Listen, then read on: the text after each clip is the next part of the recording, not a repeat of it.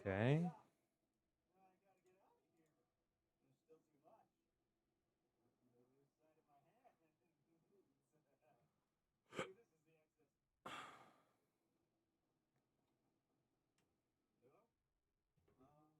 Wait, am I back up?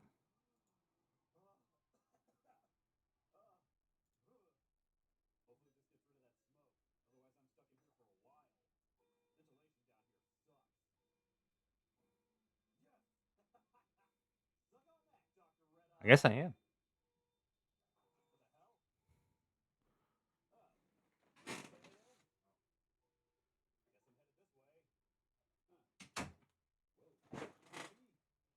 Sorry about that. For some reason, my internet just cut out.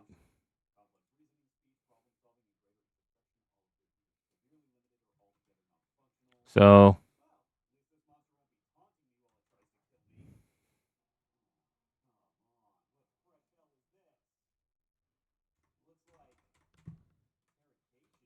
all right. Looks like we're gonna have to rehook everything for SD Gundam real quick because we can't send out dispatches because we're gonna have to restart the game.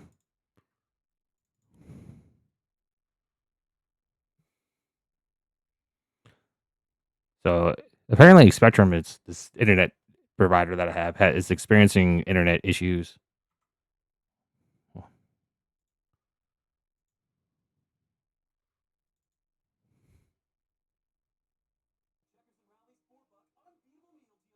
Jesus.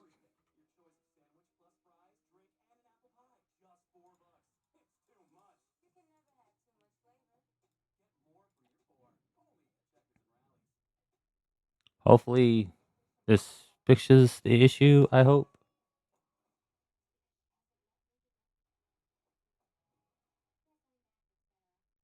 But I am back up. I think.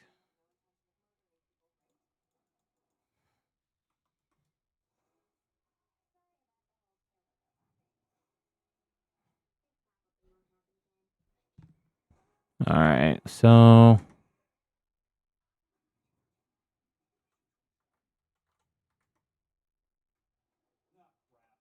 I think I just got to go back and redo all their level enhancements. Yeah.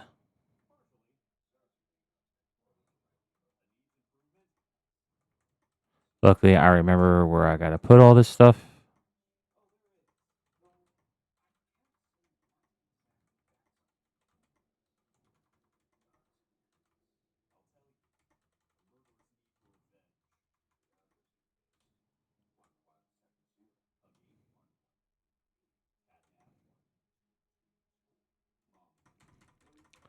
Oh goodness! Looks like we can't do the group dispatches right now, so we're just gonna continue with the gameplay right now because I'm not sure what's going on.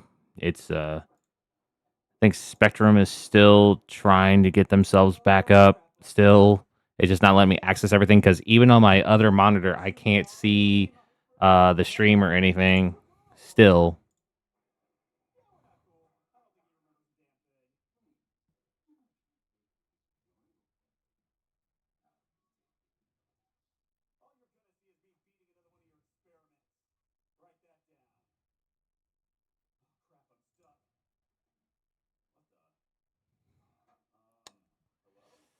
I think it might be time to switch over to a different internet provider because this is starting to get ridiculous. They've been having nothing but problems the last couple days.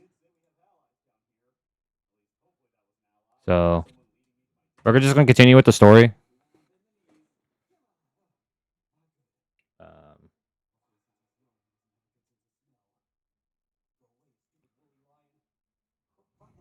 so we're on stage 6 of Gundam Wing right now.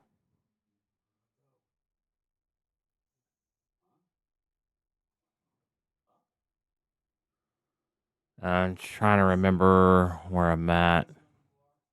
So, oh yeah, that's right. So at this point in time, Relina pretty much rebuilds the Peacecraft throne, the Saint Kingdom. It's still not as it's still not where it was back then, but she had a few. She had a while before Operation Nova started. Hold on, just um, they're Goodness gracious, Spectrum.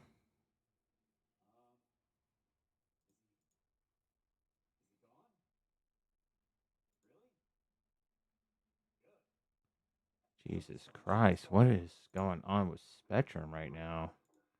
Experiencing nothing but issues. So, so pretty much Operation Nova is literally just an operation that's gonna just annihilate the Sen Kingdom. That's what it boils down to. Uh, and Trace is still locked in his house. In his kingdom or his mansion or whatever.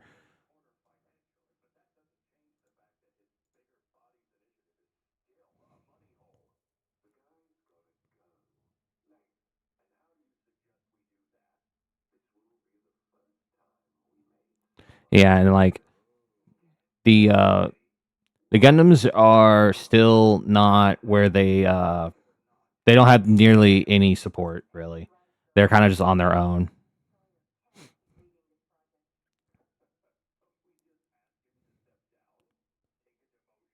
Oh, I'm about to sneeze.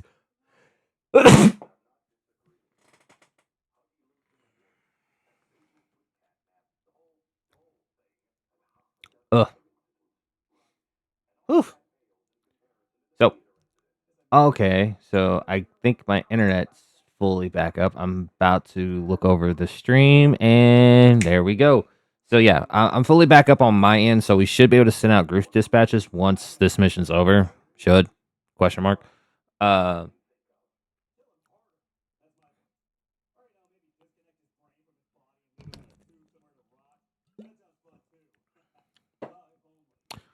and right now everybody kind of just thinks Troa is dead since the since his machine catcher hit with the wing zero, and pretty much Troa kind of just sat there and just let himself get blown up. Everybody thinks right now Troa is dead. Catcher right now thinks that he's still alive for some odd reason, and he's going to try to go look for him in different colony sectors. Uh, I'm not going to reveal if he's dead or alive because it'll just kind of just ruin the story. But right now, the biggest problem is that they don't know where the Heavy Arms Gundam even is. Tro has hit it. He's the only one who knows where it is. So, ah. And then the doctors are about to explain how the zero system kind of works, which is equipped to the Wing Zero, what kind of puts their pilot into like a survival mode. The system is not meant for victory. It's actually meant to lose. If you go into the system thinking that you're going to win every single battle, the Wing Zero is not going to let you.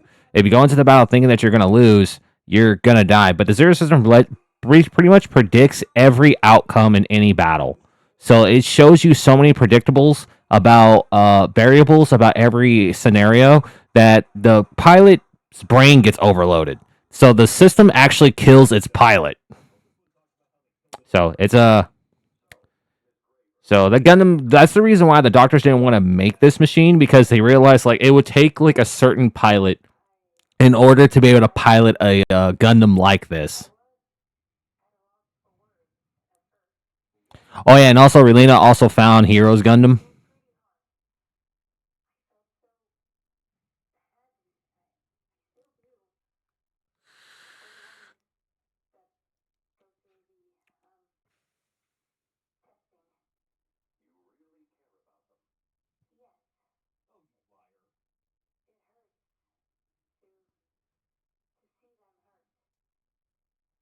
And is the I just realized that the music in this isn't. I can't hear none of the music. So if anyone could tell me if the music's playing, because it should be.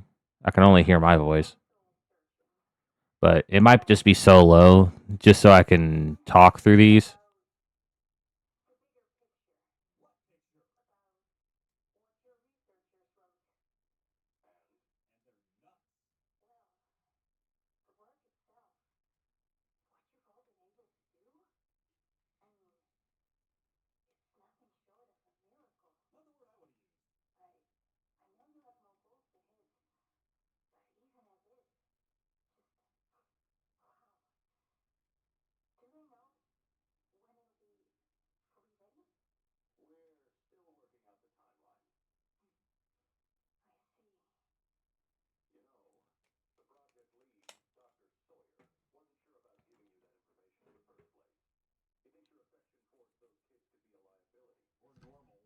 Yeah, so like since the Saint Kingdom has returned, a lot of people are curious about what kind of like what their intentions are to bring like complete world peace. It's a interesting concept that's only been brought up by the Peacecraft name. Oh, so it's just my voice. Oh, so I'm gonna have to fix the settings later. Uh, huh. So it's probably honestly a good thing that you guys can only hear my voice and not what the music is right now because I feel like the music was overdoing me sometimes. Uh, but the girl that you see the new girl that's right for this Dorothy is part of the Rockefeller Foundation. Um, she's there as she's right around the same age as Relena, but she has weight in the foundation. So she's kind of just there to kind of like kind of offer, not exactly offer. I wouldn't say offer. She's like a negotiator. She's basically going to tell her to give up, that there's really no point of her to kind of continue this, and she needs to go ahead and just surrender herself to the foundation. Relena doesn't really want to do that, but it's almost like hmm. They want to take control of the Saint Kingdom. They kind of just want to get rid of like all the ideals for it, because I mean, it goes against the Foundation's ideals. So they kind of just need that gone. So this is what this kind of conversation is all about. Because Dorothy doesn't have the same ideals as Relena, and neither does the Foundation. So they're kind of just like, can we negotiate with this without having to bring violence into this? And Relena's like, oh well, I rather not have violence in this, but I believe what I believe, and you can't change how I believe. But I'm like, then Dorothy's like, then you're kind of forcing our hand to attack the kingdom. So Relena's just trying to stick up to what she believes in, and she's trying to be peaceful about it. She's like, I'm not trying to fight anybody. Why do we need to bring guns and violence and mobile suits into this? And Dorothy's like, well, if you're not going to bend down to the Foundation's will, then you're forcing our hands. And really, it's like, I don't even have a mobile suit team.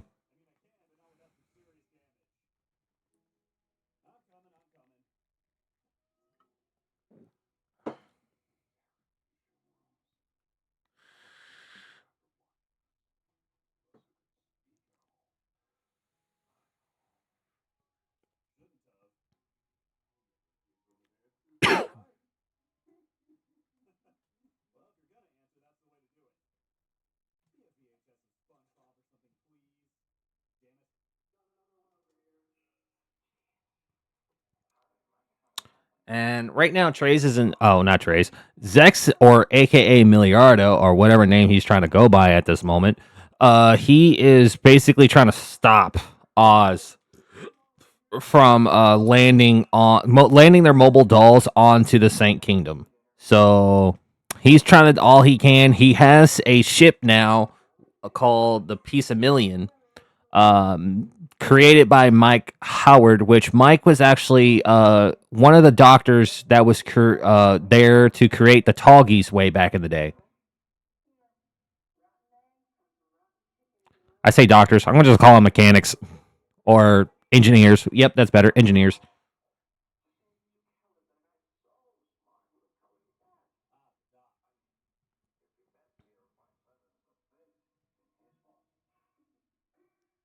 Yeah, and also in this moment, Zex is or slash Miliardo is starting. He's starting to realize that the Talgies isn't responding as fast anymore. But it's not because the Talgies is lagging. It's because Zex slash Miliardo is starting to outperform the Talgies. Like his performance, his reaction time is start. The Talgies can't keep up anymore.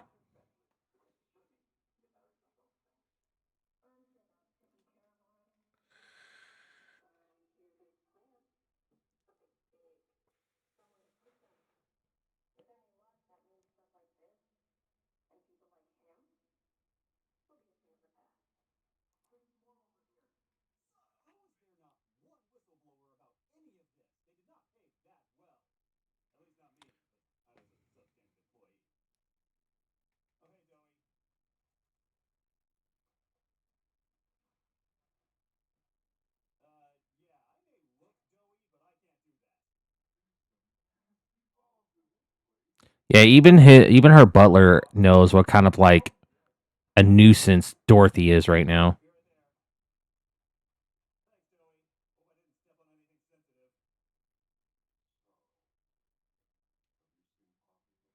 But Relina doesn't even look at Dorothy as a nuisance. She looks at her more like a friend slash rival. She's like, you know, sh-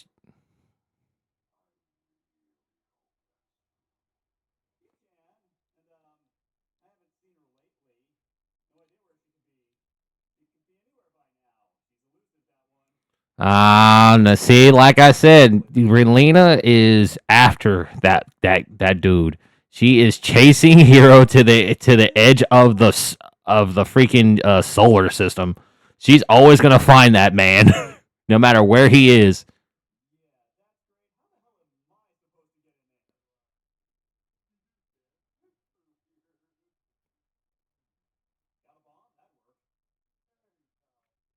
Fun fact: if you ever decide to read up on the manga of this, if you get to Frozen Teardrop, Gundam Wing Frozen Teardrop, Hero actually freezes himself to go to Mars to fight in a different war that's happening on Mars. It was like it's like 20 or 30 years into the future, damn near, and Relena actually ends up following him to Mars. Like, girl, if you don't stop following him, come on.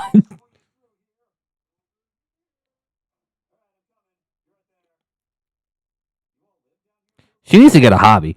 Like I get it, like she's a spokesperson, she's going to be like a senator at the end, but god damn it, get a hobby besides man chasing. God, she needs to get a different hobby besides hero.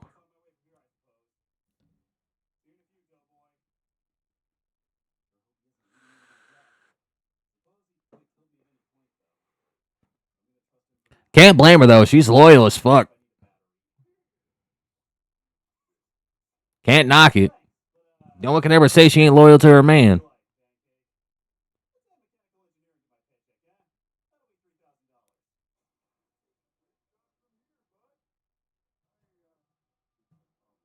Even though her man want nothing to do with her. At least that's what he acts like. Every chance he's getting, I'm gonna kill you, bitch. Eventually. On my time. When I have bullets.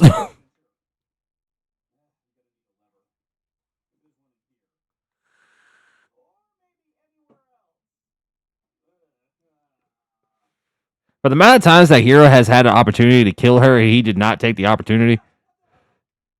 He loves her. He just doesn't want to admit it. He's like, I'm a soldier. I don't deserve you. My hands are covered in blood, while you are a you're you're you're neutral. You are literally pacifism to the finest. I don't care if I kill anybody. You don't want me.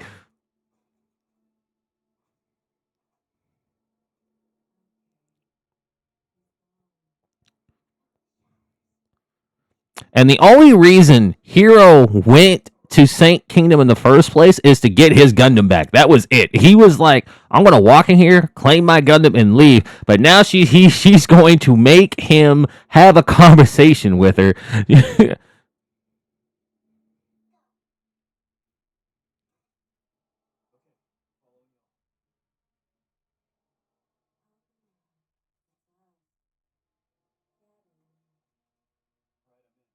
Under and now Catra's even trying. He's like, bro, like she kind of needs you. She kind of needs the Gundam to protect her.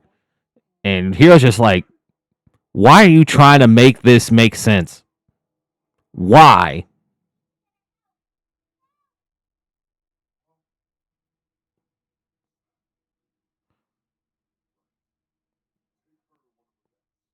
Bro, can't just get up and leave. Got a chain around his neck. He doesn't even know it yet.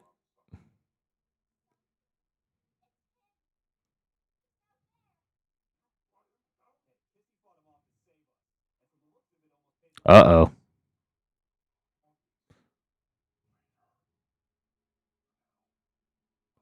oh. Ooh, he's about to call her out.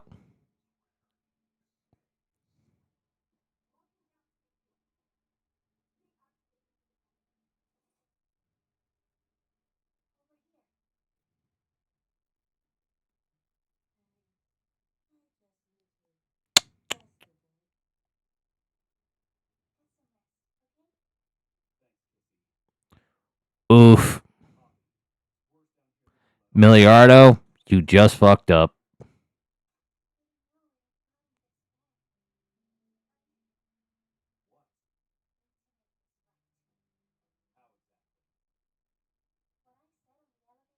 Ooh, the whole I do not. He is not my brother. If he ain't Miliardo, he ain't my brother.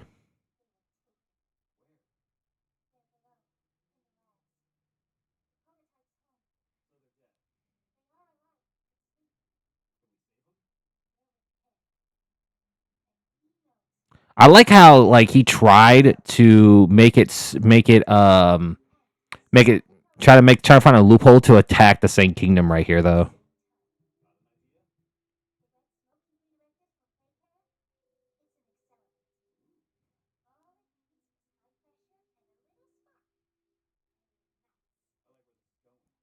Ah, there it is. I don't know why you thought it was a good idea to leave your Gundam on Earth when the Merlina was on Earth.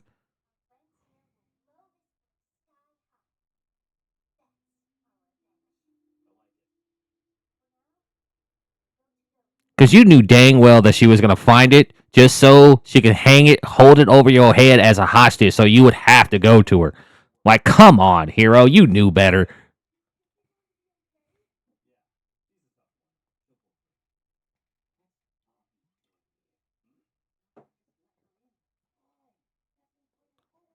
Or maybe that was just his plan to begin with.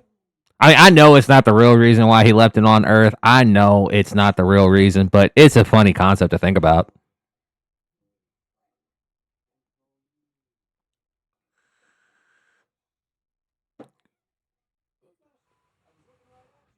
And if you kind of think about it too, since Hero left his Gundam on Earth, the Oz couldn't capture him like they did with the others. And I mean, his suit could have been upgraded by the doctors by Doctor J, but I mean, because his besides the Sandrock, Heavy Arms, and the Wing Gundam, well, 3 out of the 2 haven't been upgraded yet. Well, Catcher doesn't really have much of a Gundam anymore since it got self-destructed, and Troa is MIA, and so is the Heavy Arms.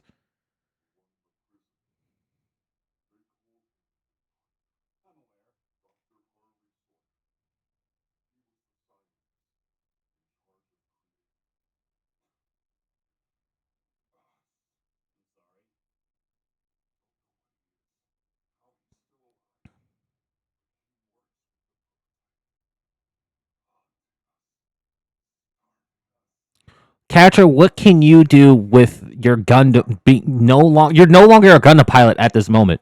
Your Sandrock is gone.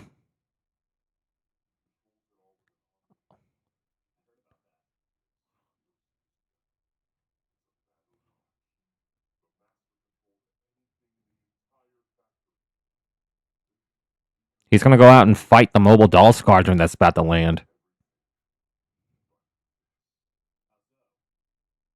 I mean, it would be either way either way he goes. If Hero decided to leave and leave the Saint Kingdom behind, it would not be out of his character. But him going to go help, it wouldn't be out of his character either.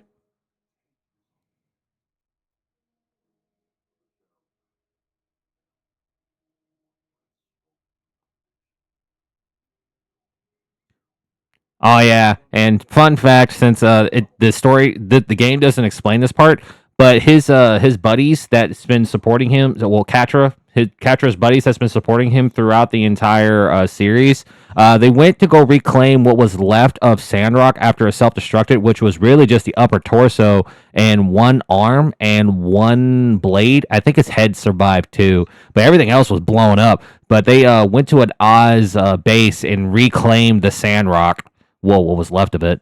And they were, I believe, by now they finished repairing it. And Katra got a Katra didn't even. I don't even think Katra even knew it was even repaired when he went to go back to their one of their bases that they know that hang out at.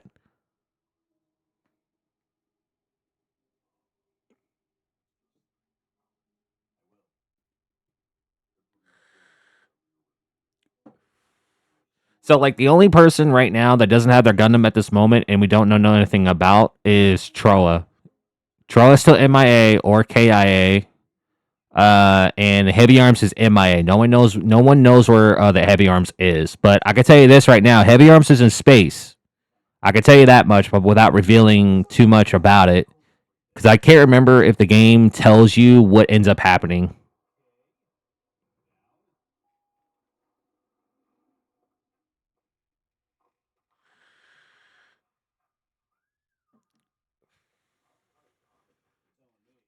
Oh yeah, so like pretty much these troops right here are part of the Trace faction. They're going to try to defend Trace's home. Well, his Trace is under house arrest in his castle right now, and right now the mobile dolls are about to attack it. And Trey, and this is part of the Trace faction. Those suits are part of the Trace faction. But you're about to see the difference between some of the Gundam pilots here and grunts, because these grunts right here that are our allies right now, whew.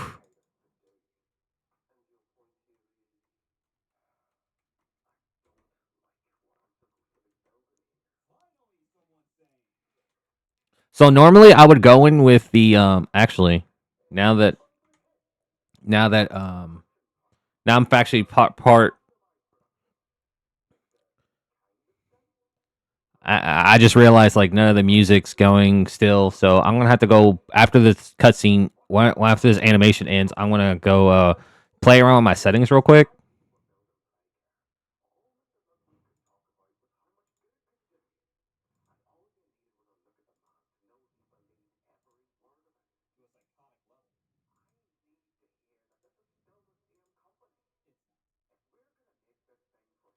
I still don't hear anything.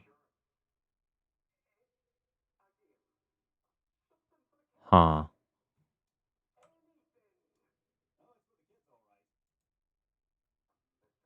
Hold on. That's kind of weird.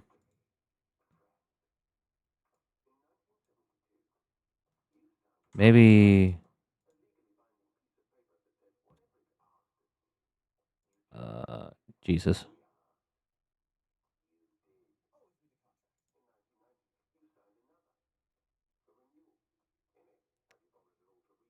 This might take a second, so I apologize. When I set up this microphone, I didn't check the sound.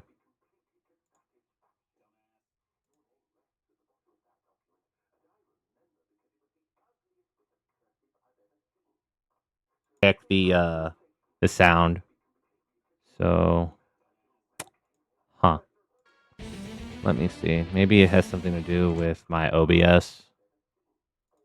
Check the sound. So, yeah, because I did delete all the. Let me see. Maybe it has something to do with my OBS. Well, I know you don't. Check the sound. So, yeah, because I did delete all the. Let me see. Maybe it has something to do with my OBS. Well, I know you don't. Check the sound. So, yeah, because I did delete all the. Let me see. Maybe it has something to do with my OBS. Well, I know you don't. Check the sound.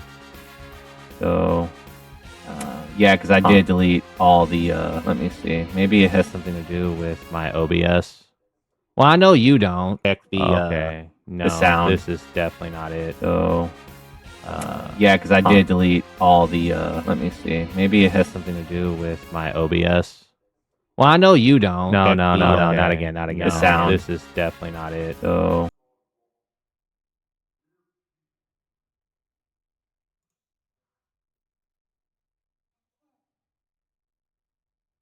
um,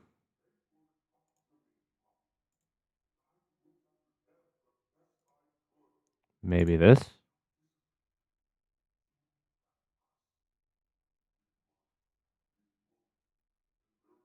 No, I still don't think that's it.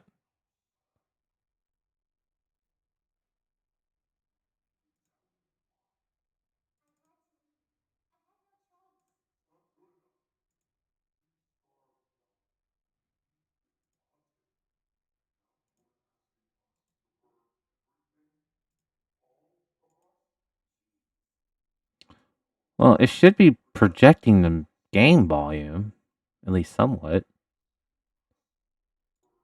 Wait a minute. Well, it should be projecting the game volume, at least somewhat. Wait a minute. Well, it should be projecting the game volume. Yeah, no, that's not working either. Oh,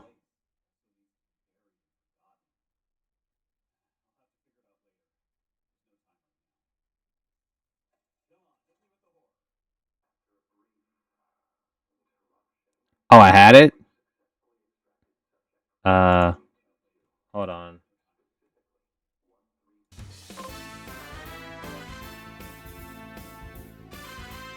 Oh, I had it? Hold on.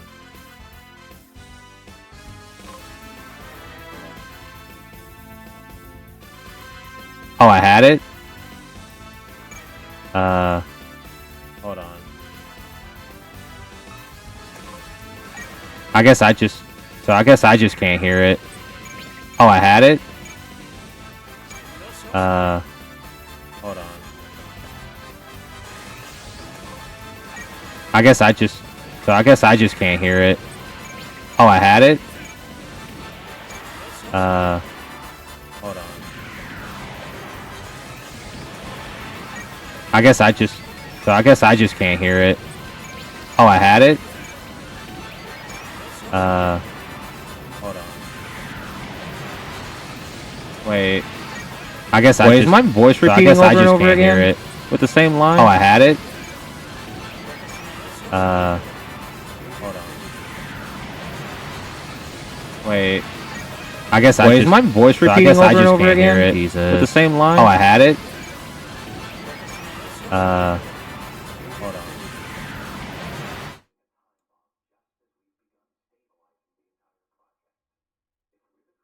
Okay. Because I can hear my voice over and over again saying, like, I got it, and I'm just hearing that over and over again.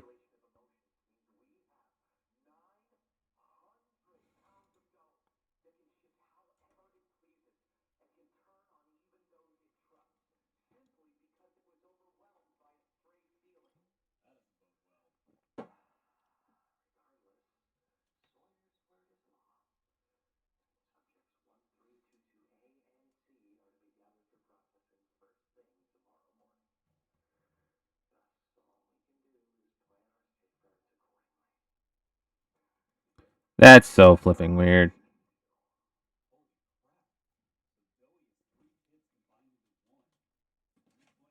Maybe. Hold on. Yeah, because apparently it's stuck to my desktop audio. And for some reason, my desktop audio, it's not, hold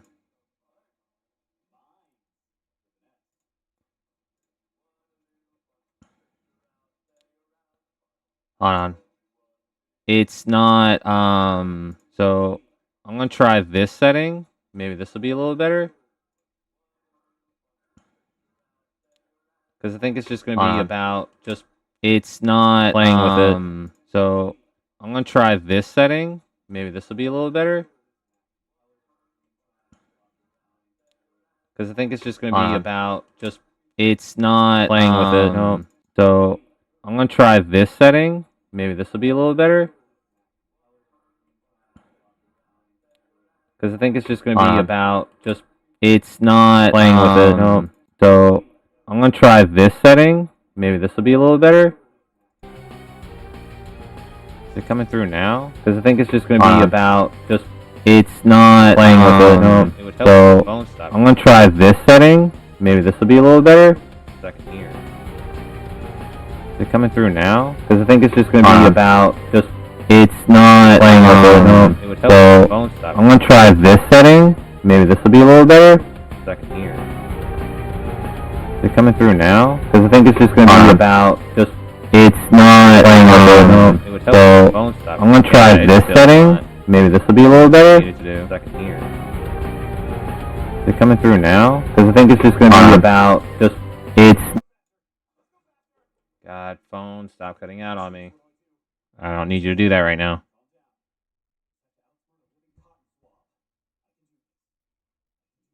I don't know why it's doing that.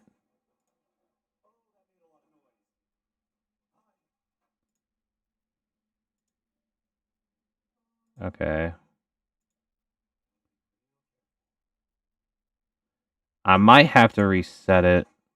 Like, delete it and reset it. Hey, I don't think my voice is even coming through anymore. Okay. Wait. Okay, so. Okay, phone. You're going to have to stop doing that over and over again because I need you to actually pay attention.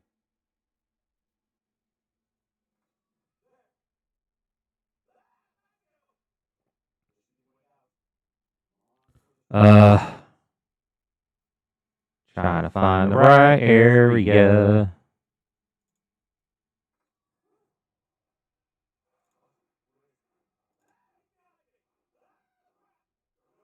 Okay, so where's the display capture?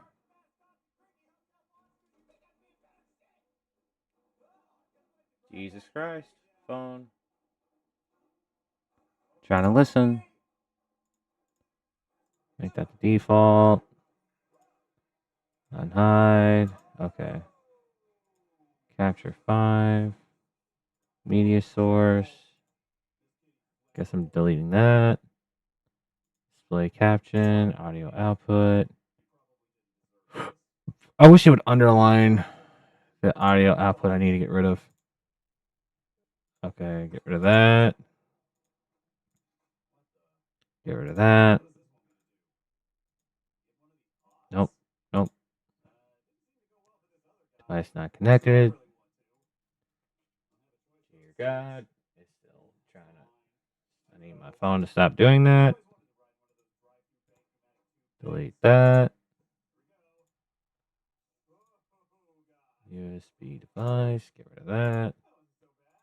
I need delete that. Okay. So now I can add display captured image, audio input, media source.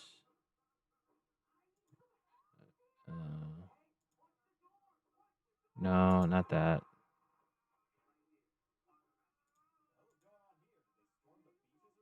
Browse, starting input. Okay. Nope. Cancel.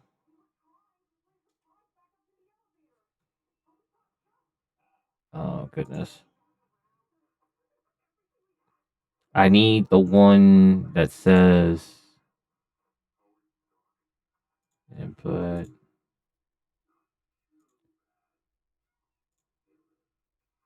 Output. One that says, okay. Input, theme streaming, speakers. Okay. Output. One that says, okay. So, input, theme streaming, speakers. Okay. Output. One that says, okay. So, input, theme streaming, speakers. Nope. Okay. Output. One that says, okay. So, input, theme streaming, speakers. Okay, one of these is on. Nope. Okay. Output. One that says, okay. So, input, theme streaming, speakers. Okay, one of these is on. Nope. Settings. But one that says desktop audio up. This down. Theme streaming, speakers. Okay, one of these is on. Nope. Settings. But one that says I can disable these. Up. This down. Theme streaming, speakers. Okay, one of these is on. Nope. Settings. But one that says I can disable these. Up.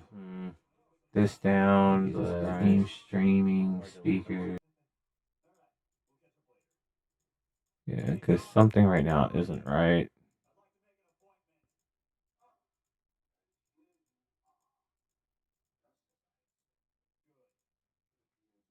And my phone keeps freaking turning off, so I can't hear everything that I want to and try to focus on one thing.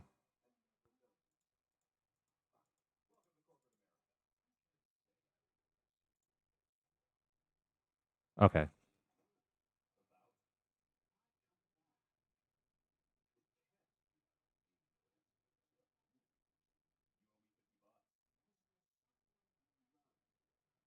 Okay, now I can officially just pay attention to this now.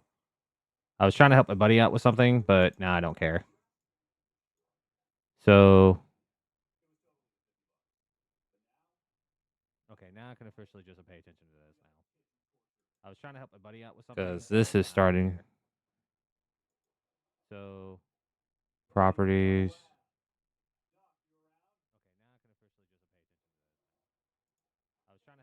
Oh goodness, it's starting to do it again. Filters. Default. Properties. Close.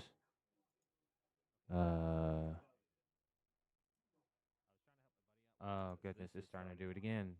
Filters. Like I see it. Default. Properties. Close. But I don't understand why is it mixing.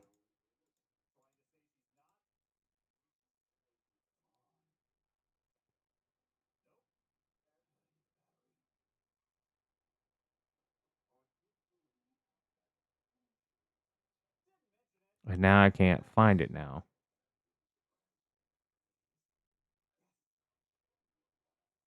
A slight under repeat? Yeah, I noticed that.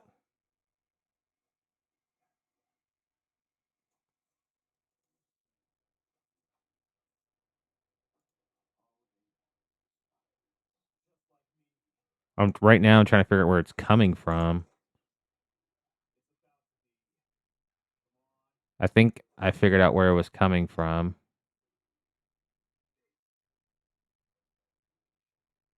Okay.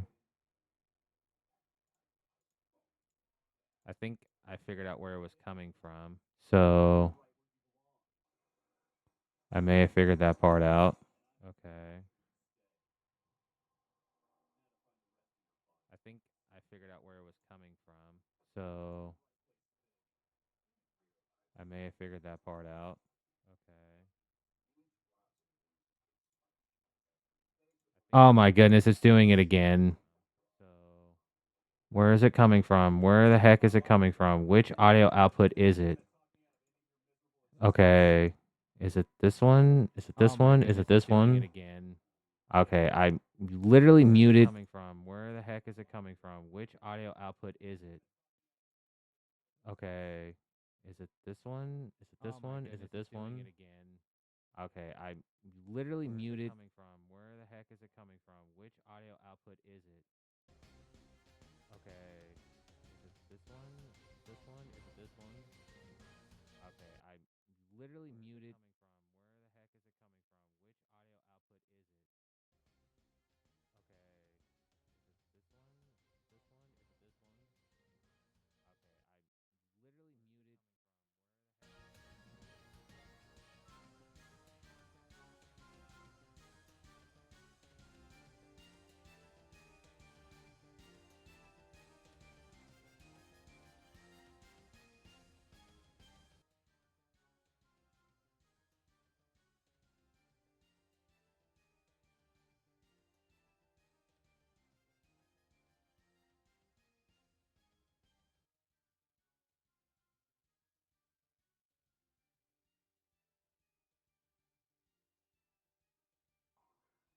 Testing, testing, 1, 2, 3.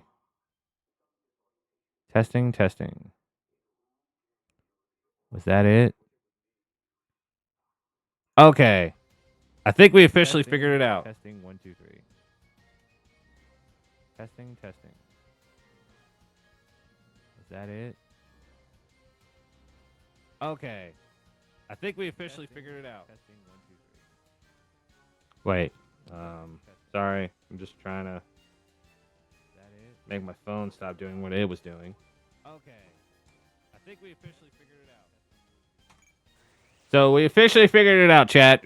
I finally got everything situated. I think my phone stopped doing what it was doing.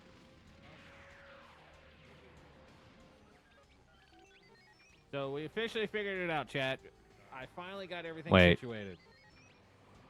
Please don't tell me there's a slight delay, chat. So we officially figured it out, chat. I finally got everything situated. Please don't tell me. Please don't tell me there's a slight delay, chat.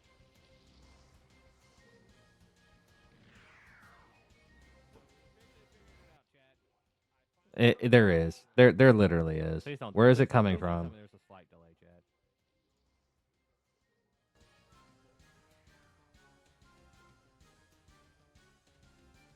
There is. There literally is. Where is it coming from?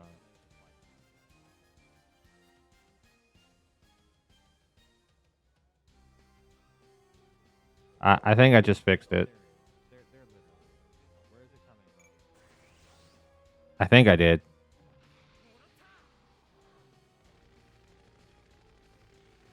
I think I just fixed it. I think I did.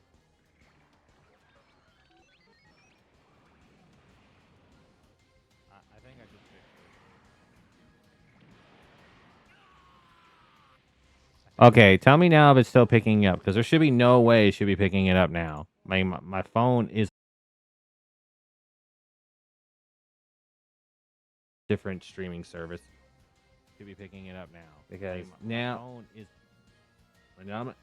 my internet's cutting out. Like why? Like streaming service.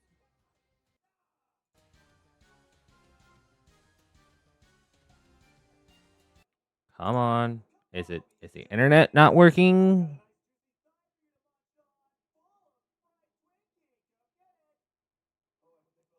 Great. I can't even find the other internet connection that I usually use.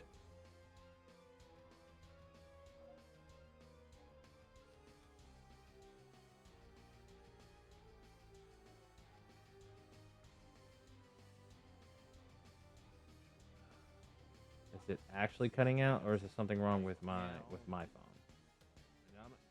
Now my internet's cutting out. Like why? Like just go back to my thing. Come on. I'm gonna sit right here for a second until this thing catches up, because this is starting to get ridiculous.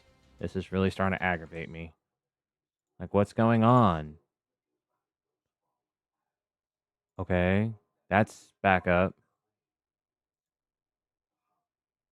But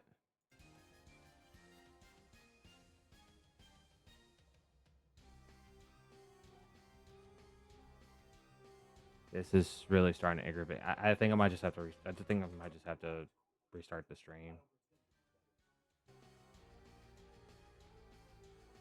And come on. Oh my goodness. Internet not working. How's there still? Everything is muted. There.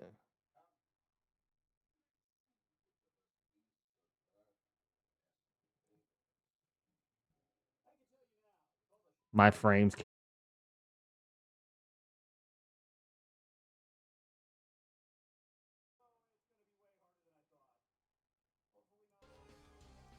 All right, so I'm back up again. So hopefully it catches up fully, and hopefully everything's straight. I'm literally coming back in to look at the stream once more.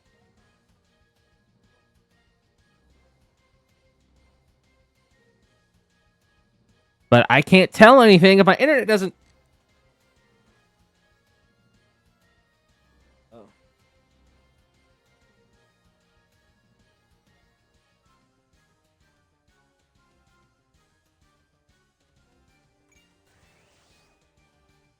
Yeah, I just want everything just to run smoothly.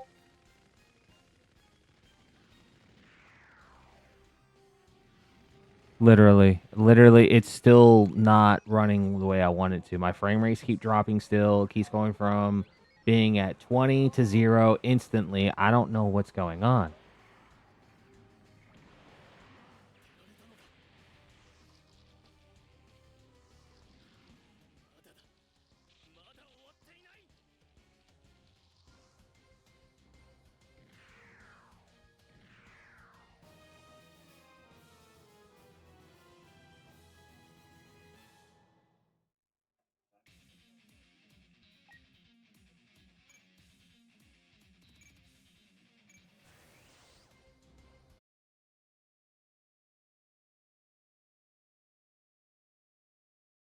It is like tonight is purely working against me ever since Spectrum reset it, the entire internet connection.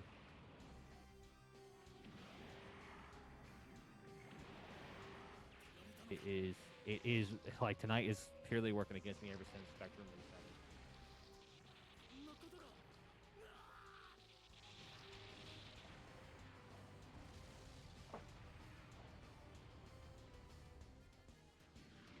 Okay, so why is my voice repeating again? The entire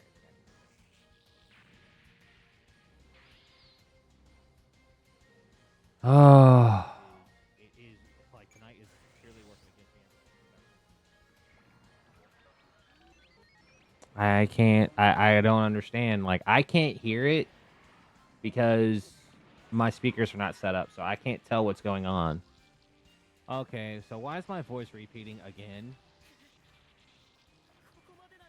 You know what? I'm gonna just take this out of my ear because I feel like it's working against me at this point.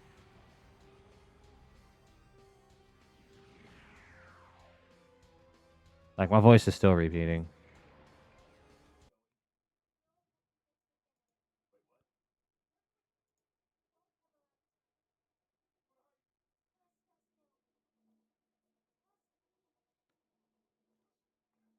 Uh,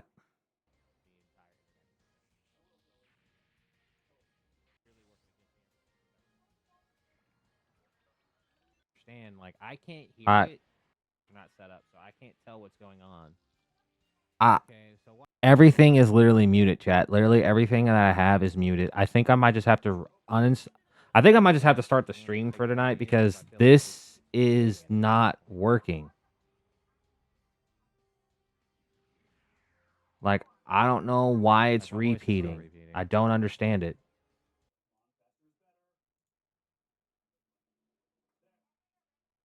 I don't know.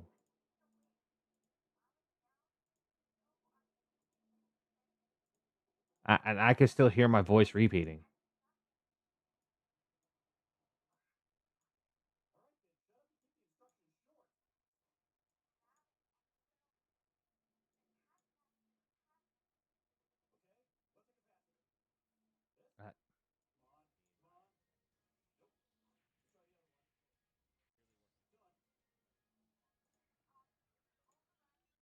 Like I can't hear it. Not set up, so I can't tell what's going on.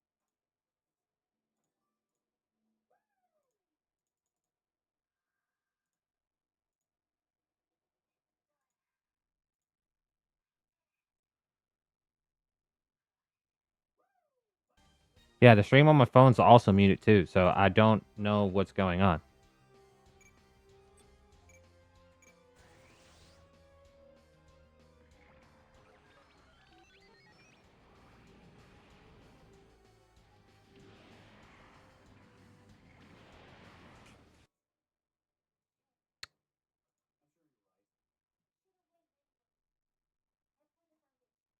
It's still repeating.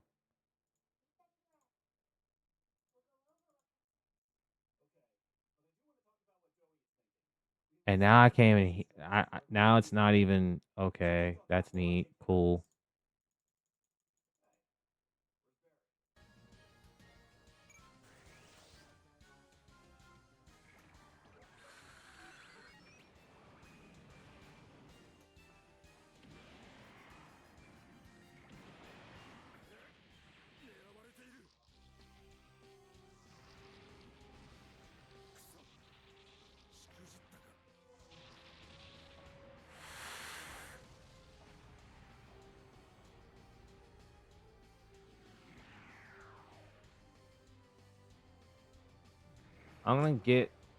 I'm gonna just try to get my phone caught up to the stream because it's kind of lagging. It's far behind.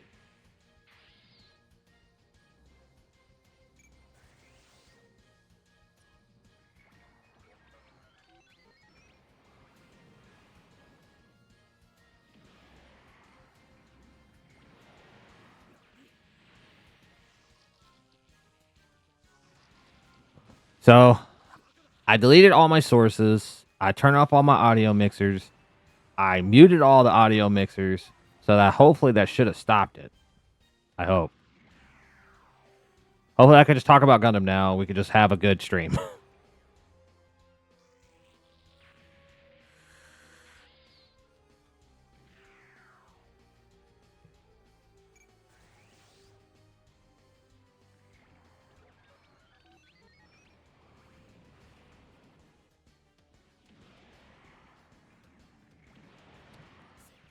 If not, literally, I'm switching to Yu-Gi-Oh.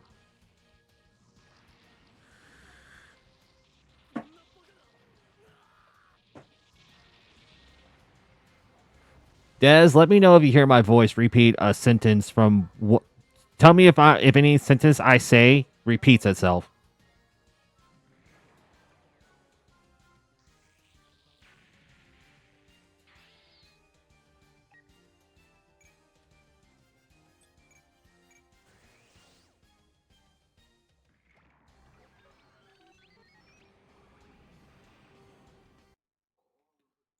I'm just going to get rid of this real quick. Come back over here. All right. So it looks like that I finally took care of the issue, guys. Finally, I could just stream and I could be perfectly fine. Who knows? I might not have to buy a whole new microphone to begin with. Maybe I just had to delete all my sources and only have one. Because apparently, I don't know how this happened, but apparently I had the same microphone over and over again.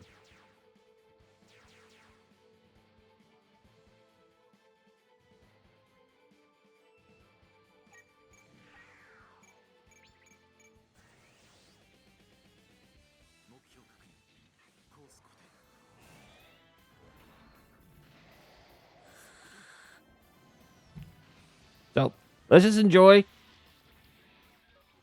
Let's enjoy this. Let's just enjoy just playing Gundam for a while. I can explain the story at last. So right now, Hero is on Earth fighting the mobile dolls, and Zex and the Tall Geese is fighting the mobile dolls also in space. We're trying to get to the secret challenge of destroying 8 mobile dolls within 5 turns, with only the story characters and some grunt suits in the back.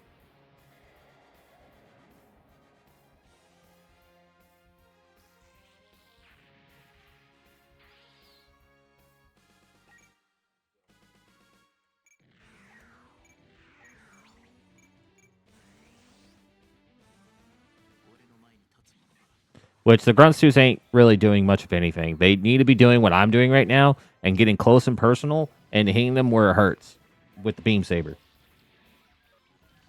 That's what they need to be doing. But it looks like they're not doing anything. They're just dying over and over again.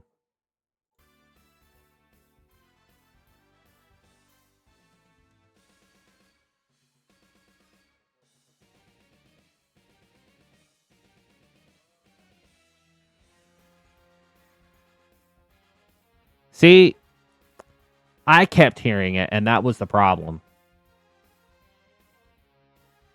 And for some reason, now I'm trying to get my other side of the monitor to keep up with the stream so I can watch the chat. And so I'm not sure what's going on this side at all. I don't know why it's not keeping up when everything else is doing fine. Really doing much of anything. They need to be doing what I'm doing right now and getting close and personal and hitting them where it hurts with the beam saber. That's what they need to be doing.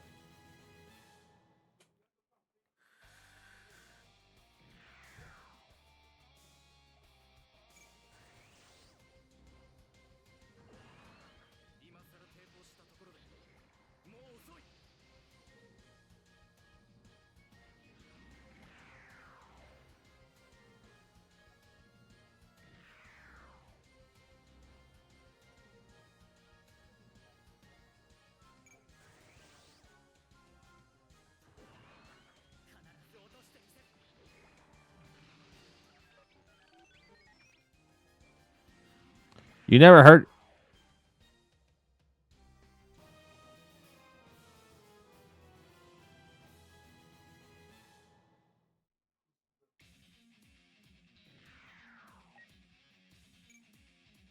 Okay, so you never heard it until now? Man, I was hearing it like crazy 2 nights ago, and it was just nonstop.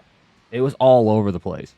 It just kept repeating the same sentence over and over again, and I'm not sure it was because of the multiple sources or something different. It was all just all over the place, and I was hating every second of it.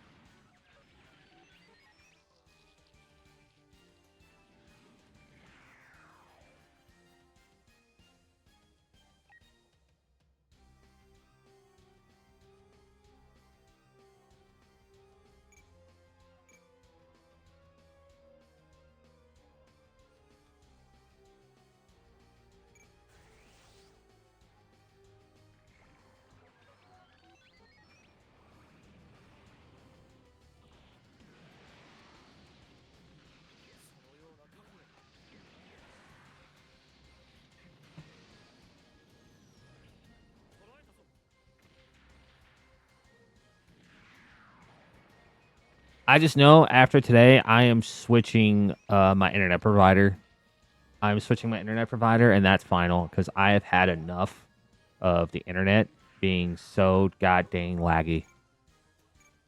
Like, I kept talking to them over and over again about how my internet connection in the basement just was not good enough, and they kept stating that, oh, it's because you need to boost up your internet to a terabyte. Well, I got the terabyte, and it still does it.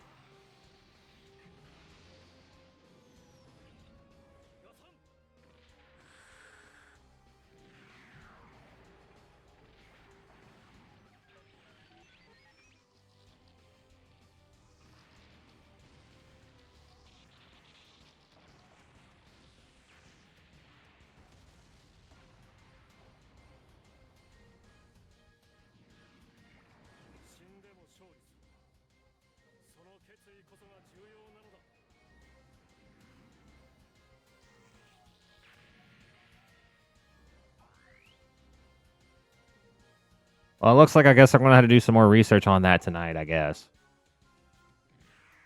after I'm done with this stream because it has been a complete nightmare.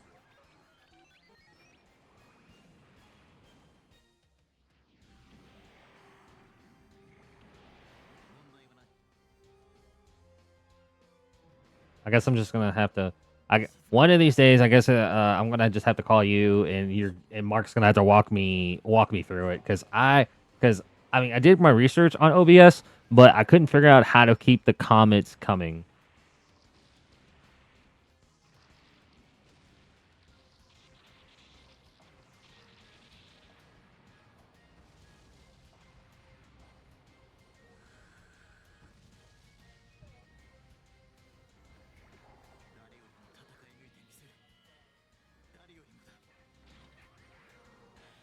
Yeah, it's going off the Wi-Fi. Well, because like I'm in the basement and the router is all the way upstairs on the second floor, so it's going through the first floor, and then it's trying to penetrate the basement. And I know what you guys are gonna say. You guys are gonna say, "Well, you need to get an Ethernet cable and run it through the house, and then plug it up straight to your computer, so you won't have this issue." Trust me, I want to do that, but you got to remember, like, I'm not living in my house. And I tried to like talk to my mom about it. I even offered to pay for all of it, and she was like, "No, I don't want you to alter my house in any way, and I don't want a cord running through my house." And I'm like,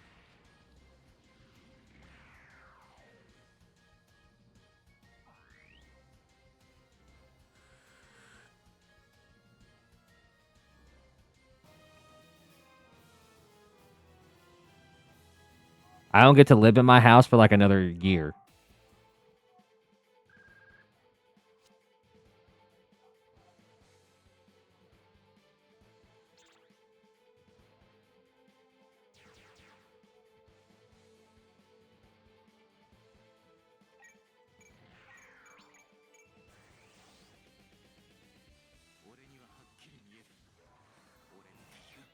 I don't get to live. Yeah, so until like the year's up where I get to actually live in my own home again, I have to wait, which sucks.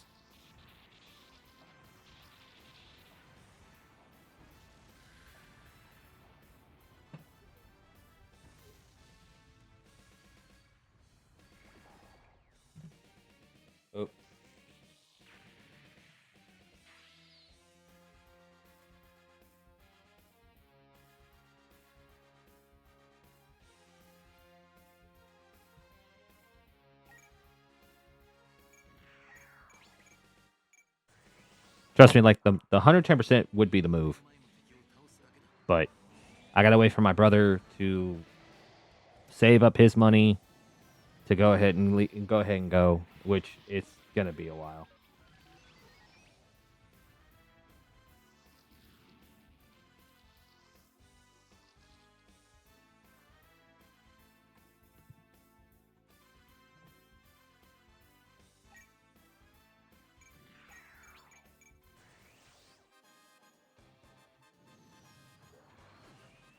See, I bought a Wi-Fi booster, but you know what the problem with the Wi-Fi booster is?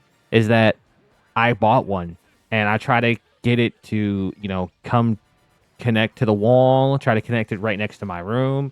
So I would have like, I'll be the only one hooked up to that Wi-Fi booster, but it wouldn't connect to the internet because it was too far.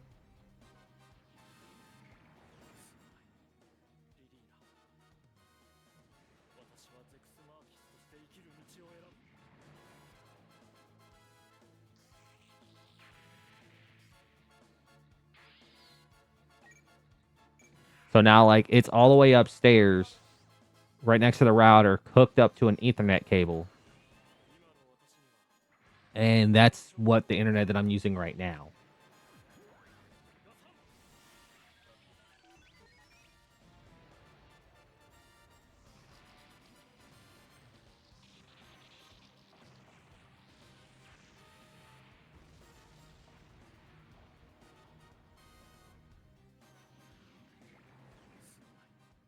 But I mean, it stops working once it stops working when Spectrum goes out because that's how the Wi-Fi boosters work.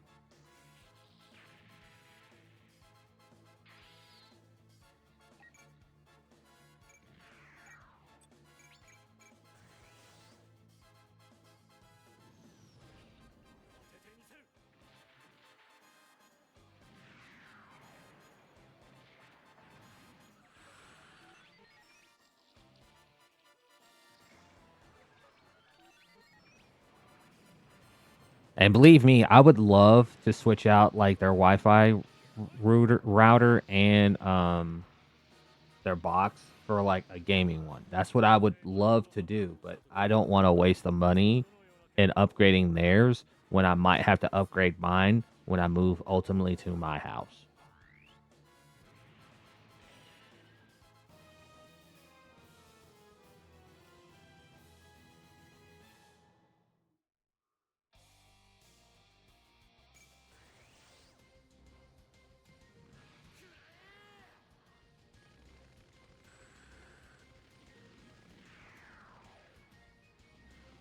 But at this point, it might just be worth it just for that year or 2 years. I don't know. I don't know. I'm not sure when he's going to be saved up enough money to ultimately get out. I don't know. It's it's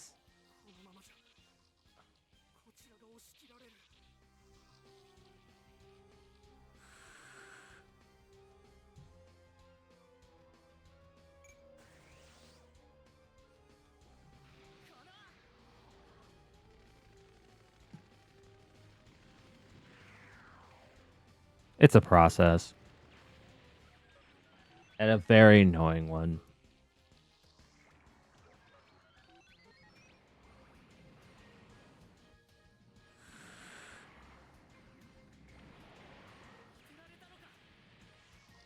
And the messed up thing about it is like I also have my car even broke down and technically there's two other vehicles I can technically drive right now. But the issue with that is that everybody is flipping butthurt over the fact that they don't want anybody to drive them.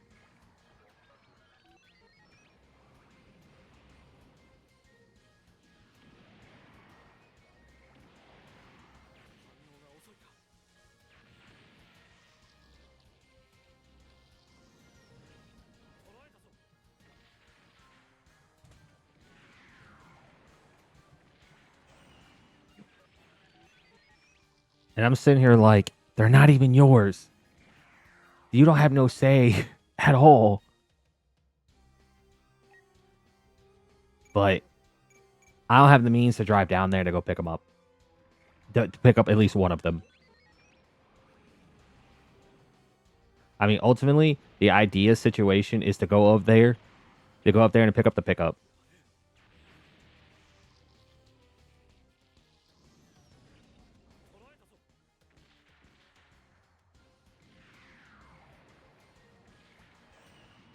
Because like no one cares about the pickup, but everybody cares about the Cadillac. But the problem is that the truck is stick shift, and I'm a little bit rusty.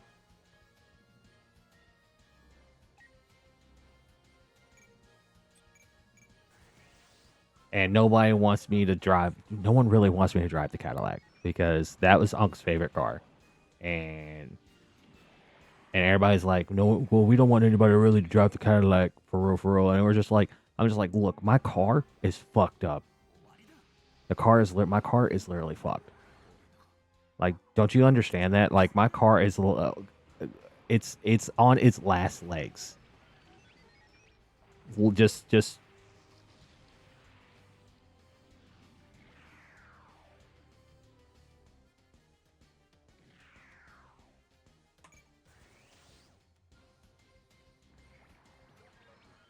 I'm not the one who's driving around in a BMW or a brand new Kia Stinger or a brand new BMW truck. I don't have that luxury. I don't. Or almost like a brand new Honda Accord. I don't have that luxury. I don't. But everybody's like, we don't want you to drive the Cadillac for real, even though it's in way better shape than my car.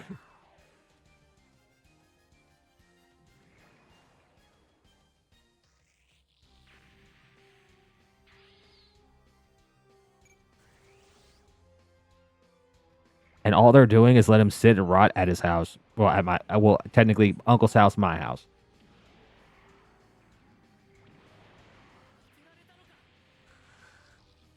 They had been sitting there since he died back in last December, sitting there just rotting away.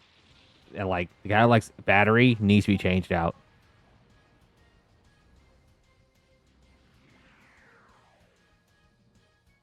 See, that's the problem. Technically, the cars and his things went to him, went to my grandmother. Technically, and the house went to me and my brother. But because my brother wanted to move to Canada and he wants to save up money, he he stopped. He didn't renew his release, so he moved into the house. So I didn't get a chance to really stay in there. And my grandmother doesn't really know what to do with the car. She was actually going to sell them straight up. And I'm like, no, you cannot sell the pickup. You cannot sell it. My mom goes, you can't sell the Cadillac. And I'm like, Mom, I mean, for real, if you think about it, my car isn't even really my car. And my car's also on its last legs. I think it would be a lot better for all of us if both the cars just go to me.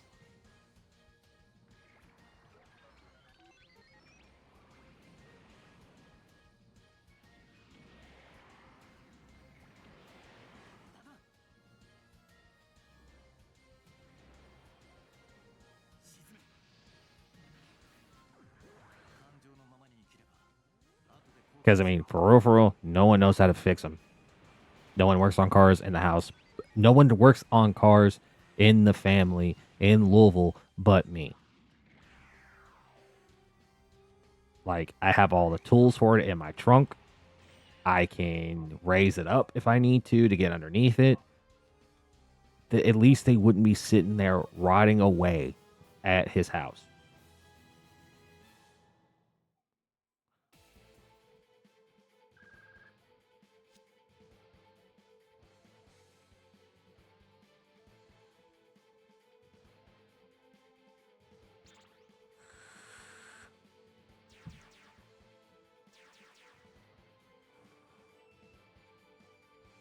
But hey, what do I know?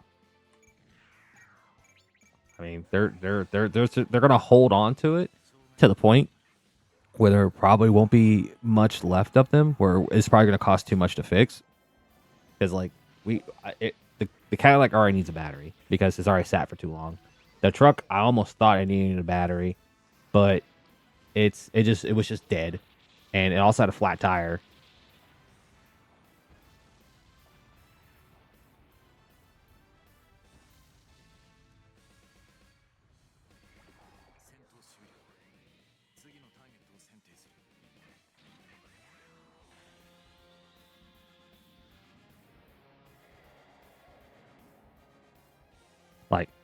The only reason why the truck battery even got charged and the uh tire got some more air in it is because I went down there to start up the truck because I was like, okay, so I'm not gonna let these cars just sit here and just rot. Unc wouldn't want us to do that with these. So I went over there and just charged up the battery and I started the car, but I didn't realize it was still in drive. So it drove forward on me, but then no one wanted me to touch it again. So my mom went down there to air back up the tire and move the cars in a way so my brother and his girlfriend could sit in the driveway. And I'm like, okay, cool. So you moved it once, and now that's where they stay.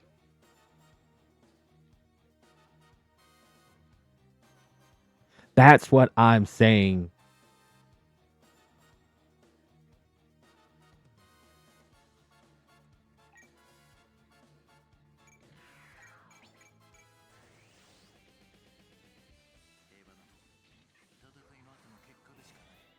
That's what I'm saying. I feel like this is highly disrespectful. This is highly disrespectful because he literally said, "Do not fuck up my vehicle, my car," referring to the Cadillac. And I'm like, you're letting it sit and rot. You're not. You're letting it sit. And if anything I know about cars, you should not let them sit for months on end.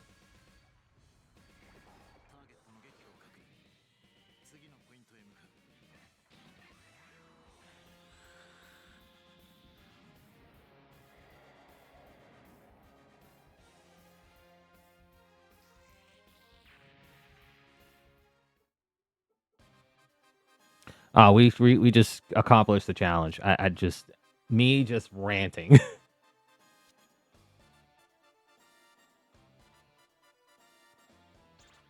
So at this point, like Trays and Hero are having a hard time battling the mobile dolls since they got to deal with their shields and stuff, and but a lot of them are starting to hit towards Earth because I mean, Toggies can only do so much. The Wing Gunner can do so much against mobile dolls that has literally beamproof shields.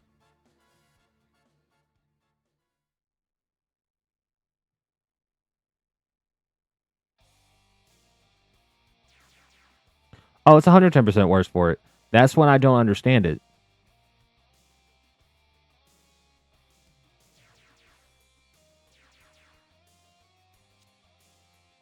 Like at minimum, you at least want to go down there at least once every couple weekends, once every like at least once a week to start them up so that like their fluids are still good. And now I'm pretty sure both the truck and the Cadillac are probably going to need an oil change because of how long they have sat.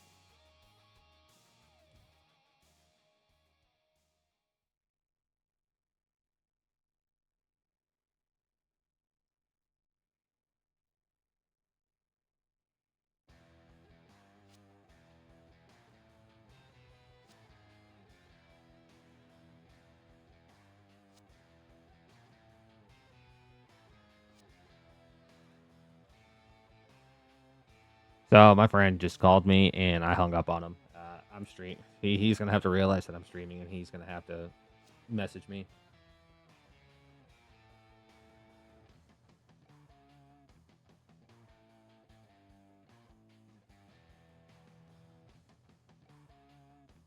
I'm actually gonna send him a message real quick.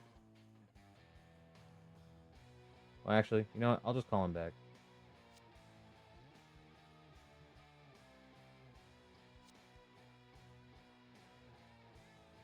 What you want? You cannot summon me at this moment in time. I am currently streaming, my good sir. Yeah. What, you need to meet? I mean, do you even have another person? I mean, oh, the goat? That's actually one of the bosses I actually need to face. Uh, okay. I should be done in like another hour. Well, gosh dang it. Like, give me like another hour. All right. Just let me know. Oh, okay. Yeah, okay, bet. I'll be on in an hour then. Peace.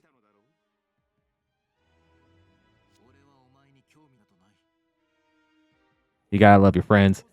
So what's happening here is that that Hero actually the Wing Gundam took damage in the battle between the mobile dolls, and he got out of his suit to go run to Trey's foundation, and now like they're both talking because Hero thinks killing Trace is going to ultimately end the war. It is not.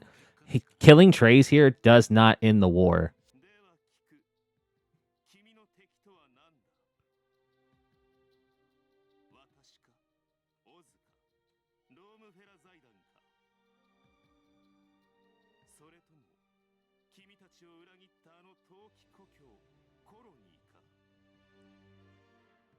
And yeah, and like Trey's right now is like talking to him like, I mean, what are you even fighting for at this moment? Like, your homeland betrayed you, the colonies betrayed you.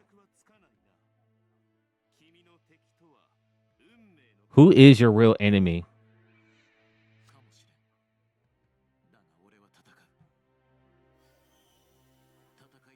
But I mean, Hero's will is so strong right now that he's like, I'm just gonna keep fighting. I don't care when I die. Like, at this point, he's just here to fight for peace.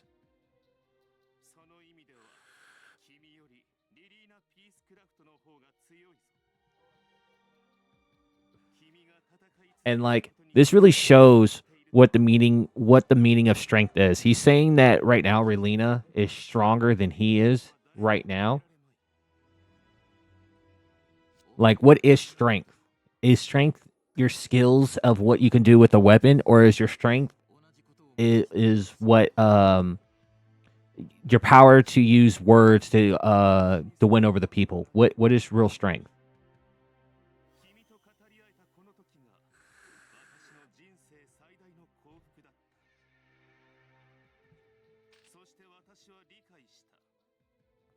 I'm actually kind of surprised here when they're literally pointing guns at each other that when Hero's pointing a gun at Trace, that Hero kind of let Trace pull out his gun at him.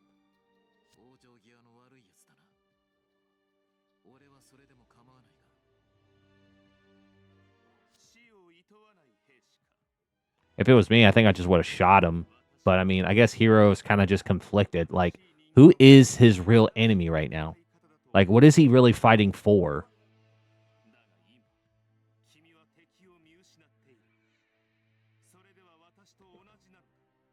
Is his enemy Trace? Is his enemy the Oz Foundation? Is his enemy the Rockefeller Foundation? Like, who is his real enemy?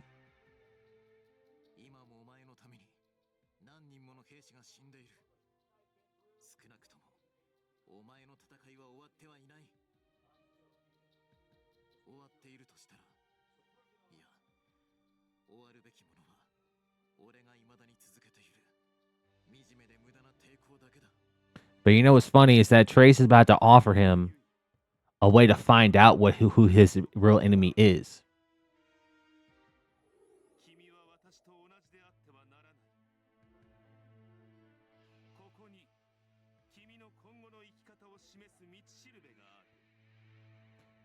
In his own Trace's own words, he's gonna give Hero a reason to keep living, to find out how he needs to live. And it's a new model called Gundam Epion that's based off the six Gundams.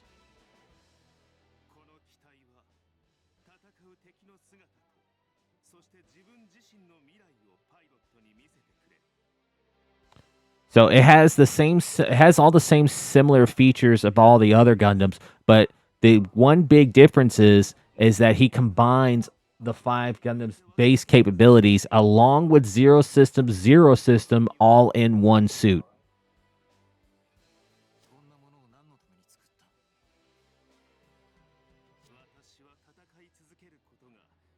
I say Zero System Zero, so Gundam Wing Zero System on Epion. So not only does it has the best characteristics, the best abilities from all 5 Gundams, but it also has the Zero system installed. So basically, it's another version of the Wing Zero, practically. Which one's better? That's up for debate.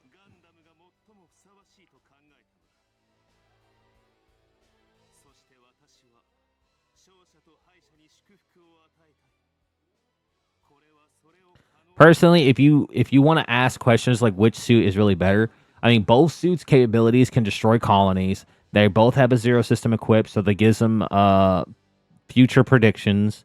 They're both combat capabilities are in highly strength. It's just the Epion is more melee based than the Wing Zero is. Wing Zero is more range. So basically, they're just polar opposites in that regard.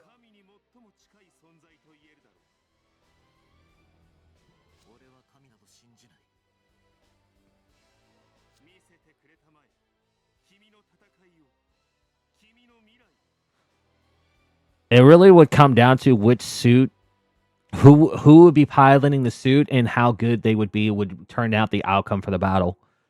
Because if anyone knows anything about the Gundam Wing series, they know what the ending is and who ends up winning between the two suits.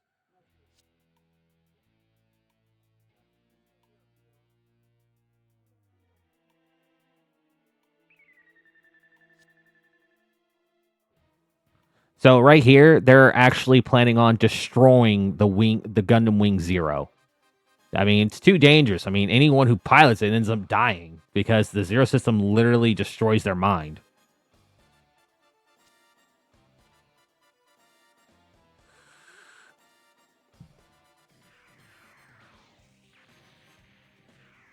And not Trace, Zex is taking the opportunity to almost reclaim the Wing Zero.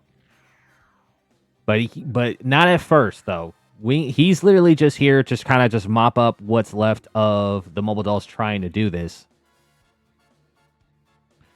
But one big issue he's about to face here is the mobile dolls outnumber him, and the Tallgeese can't keep up with him. Well, the Tallgeese can't keep up with Zex's response time. It's not powerful enough to deal with so many enemies at the same time.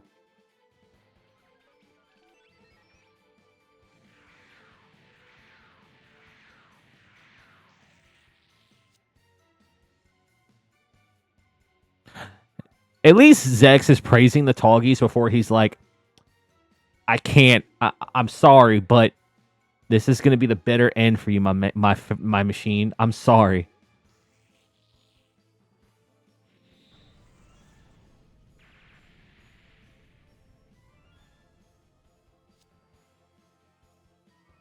Yeah, you think he's self-destructed. He ain't dead. You thought you got the lightning count, but you forgot you left the Wing Zero unoccupied.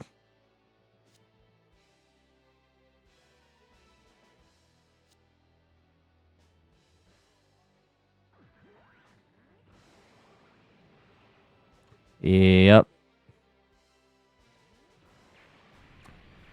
The Wing Zero has the power to deal with multiple enemies.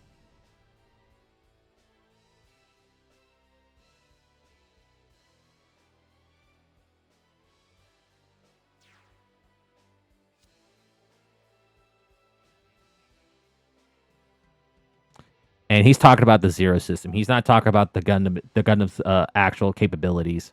They're talking. He's purely just talking about the Zero system itself.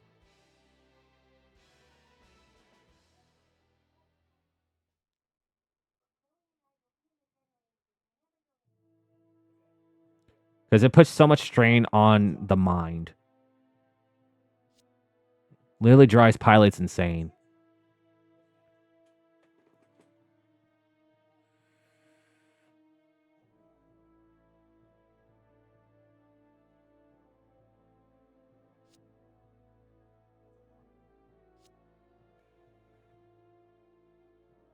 Yeah, right now, the mobile dolls is already on Earth, and they're already marching up to the Saint Kingdom right now.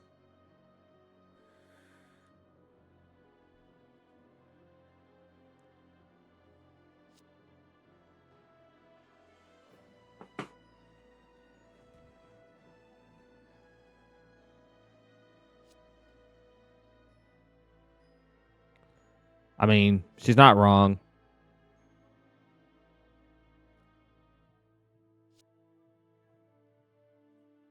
It's funny, like how like Berlina's actually a princess here, but Hero is Hero doesn't start being called a prince until Frozen Teardrop. He's called like the Sleeping Prince, I think.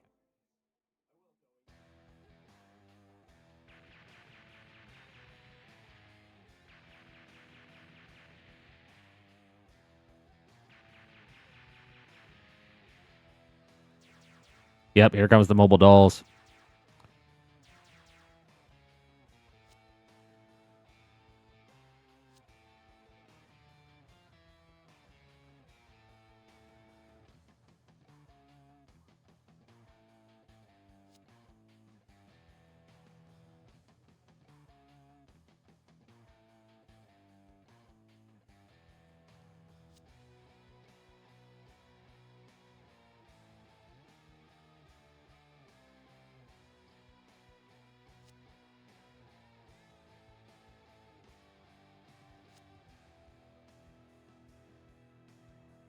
He's fighting against the Zero System on Epion right now.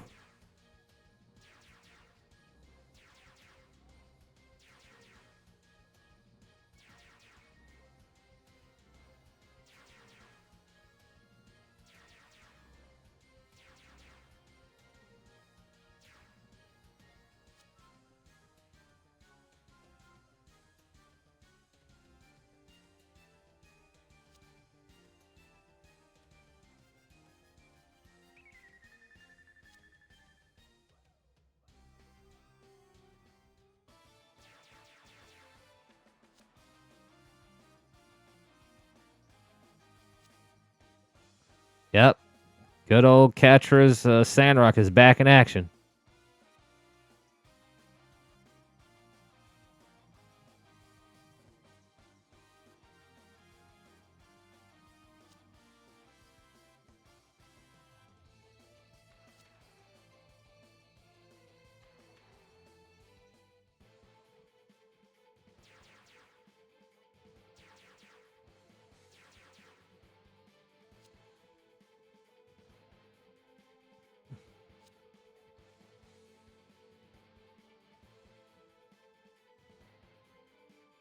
Oh.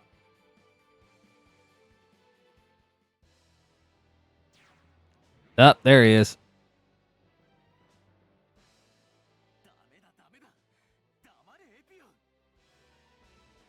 Yeah. The Epion's really fucking with him.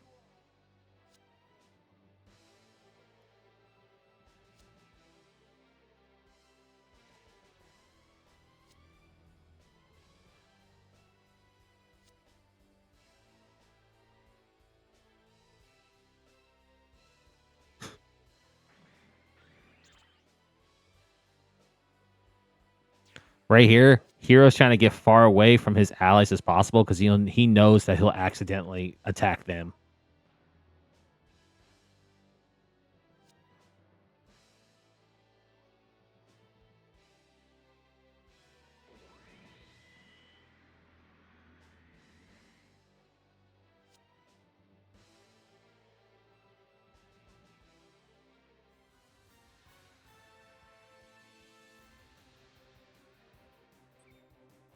All right. Time to test out the new boys.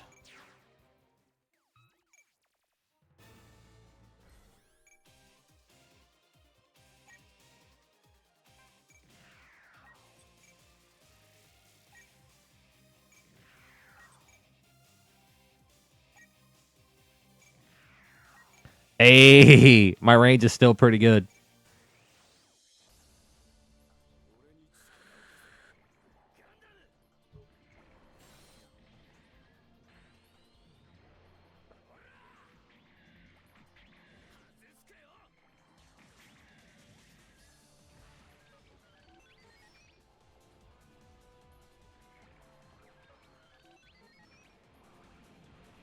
What's going on, new viewer? How you doing? Like,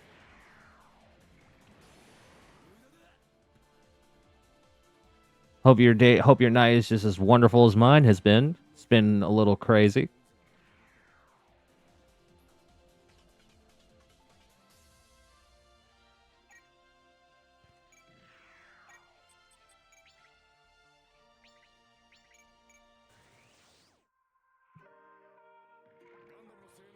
Well, welcome to the stream, regardless of how your night's doing, and I hope I can make your day a little bit better by watching some Gundam with us. Well, watching, playing, same thing. It's an SD game.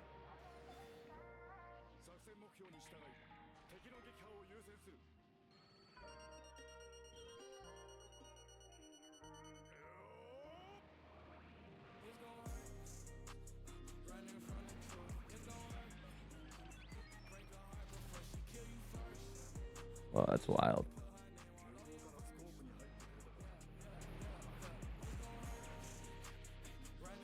So, essentially, what we're doing today is we're continuing the Gauntlet Challenge. If you don't know what that is, the Gauntlet Challenge that I'm doing is something that I've made, or someone probably has made something similar to it. I play on the hardest difficulty with custom characters only. If any of them dies, we're done. That person is done.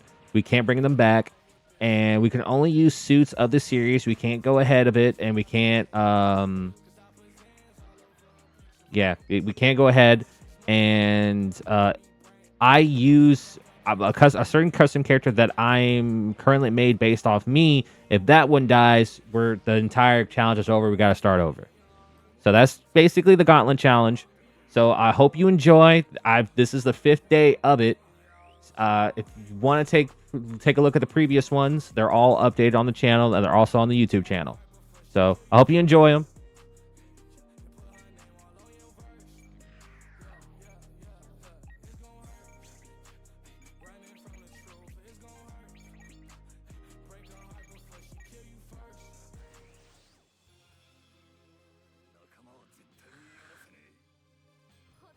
But we're pretty much here just to talk about Gundam, have a good time, just keep the vibe cool. And I just realized there's a custom song. So this video, I am going to have to edit later.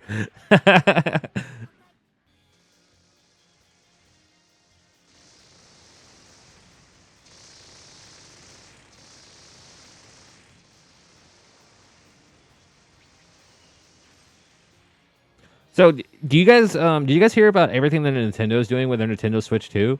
Do you guys feel like it's worth it? Because from what I've been hearing about what's going on with Nintendo, it's been kind of wild.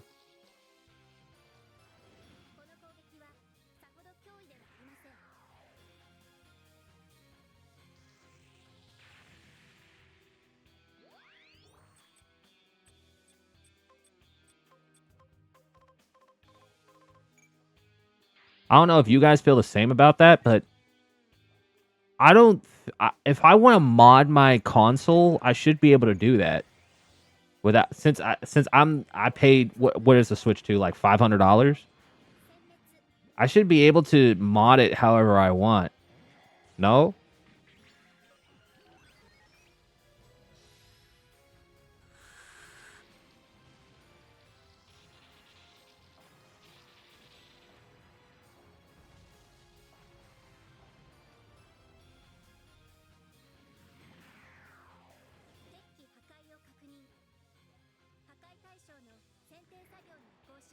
I mean, because I heard from what I've heard is like if you even mod even the Joy Cons, they instantly fry the Switch 2, and you can't. And from what I've heard about the new privacy, the new agreement policies is that you can't sue them.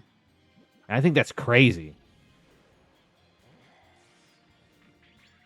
So like, if I modded it anyway, you force my Switch 2 to be shut down. I have to buy a new Switch 2 at that point, but I can't do anything about it against you for frying it. Like, that's crazy. And I also heard they could take back the Switch 2 at any given time. So it's like you pay $500 to rent a console, essentially. That's crazy to me.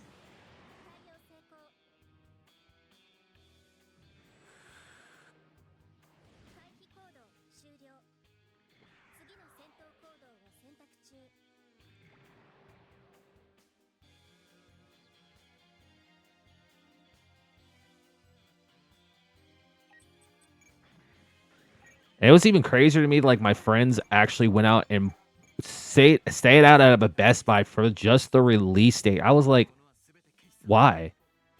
Like, What new games come out specifically for the Switch 2 that it doesn't come out for the Switch 1?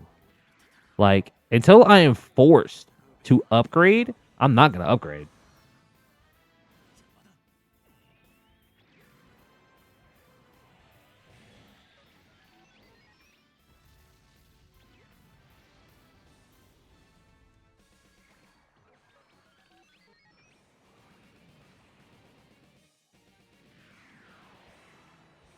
And even then, I feel like they need to. Honestly, this is what I feel like. I'm not gonna switch until they remove some of those policies. Like, you shouldn't be able to fry it if I mod it, and you shouldn't be able to say I could take it back at any given time. And no, until they like get rid of both those, they just need to stop. And plus, their games are now $80. Like, you have the newest Pokemon game. The next Pokemon game that comes out is gonna be $80.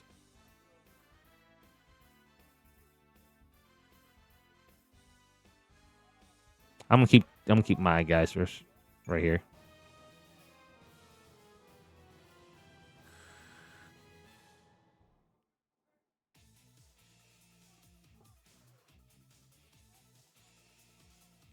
Like, I feel like games are starting to go down to like a really dark turn. I think Nintendo is gonna go on a dark area where they feel like, oh, they could do anything they want and gamers are gonna buy it regardless.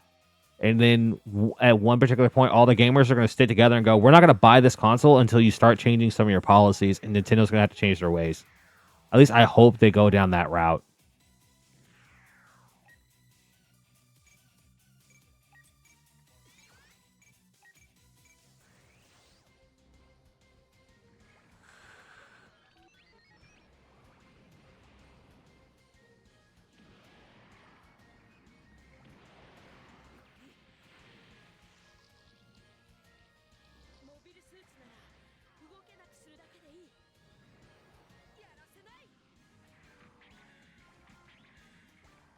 But I also heard, like, ever since like Nintendo bumped up their stuff, like Xbox and PlayStation, or I think it's just Xbox right now that's updated their prices to their consoles.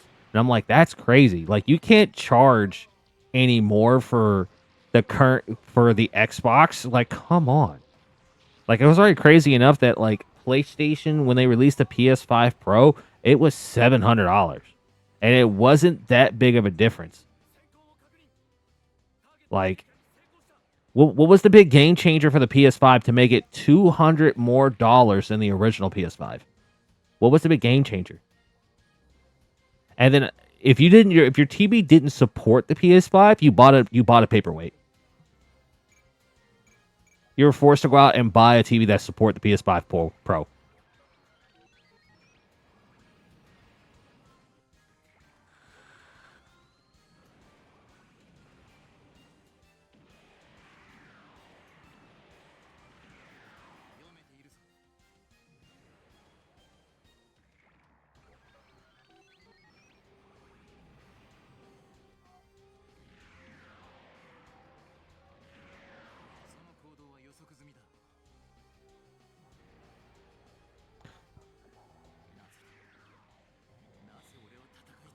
And see, like, I'm an OG gamer, so I was playing games from like OG PS1.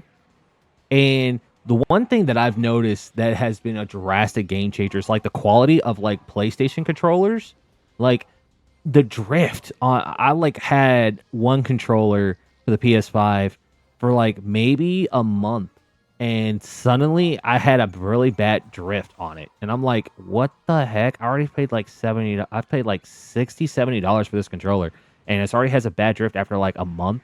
And then I take a look at all the controllers I own right now. So I own two white, two red, one black, and there's something wrong with every last controller.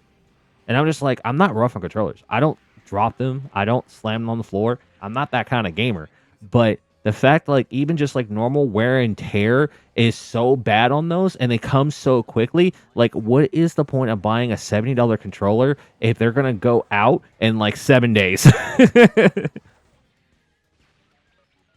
And then, like, if you want a decent controller, you have to spend $200 on their pro controllers, and you're just like, who has the money to spend $200 on just a controller? It's already bad enough I had to spend $500 on your console or $700 if you bought the Pro. Like, now I gotta spend $200 on a decent controller? Like, that's crazy. I don't know. Maybe I just need to get my my game up and not my stream up. Maybe.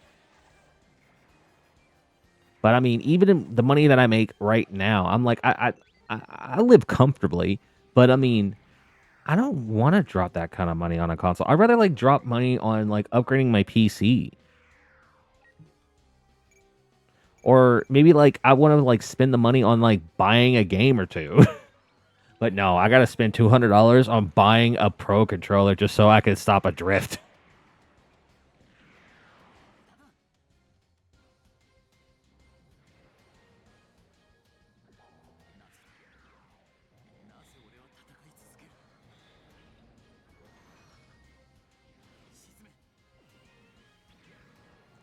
Honestly, I feel like the predictions for like the PS6 prices, because I know a lot of people are already starting to talk about how much the PS6 is going to be. Because I mean, PS5's been out for a bit, but honestly, I'm gonna go ahead and keep it a buck to everybody.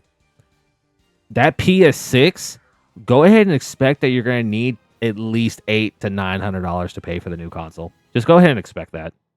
Like, if you're going to be want that new console for the PlayStation, it's going to be $800 to $900 guaranteed. I guarantee it.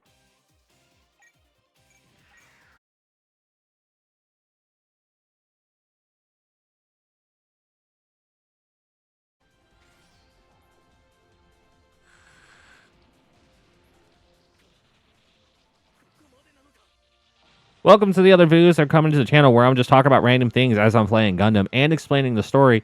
So welcome to the stream. I hope you guys are enjoying it, and I feel like it just cut out, but I'm going to continue talking anyway. I hope you guys are enjoying the stream. Come in and talk to the chat. I mean, it's really just one person, really just been talking the whole time.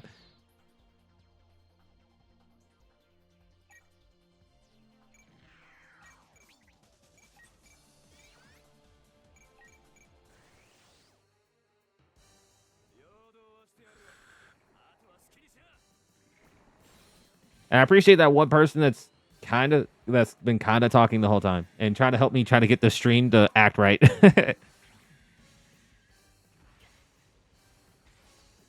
So shout out to Des for helping me fix my audio.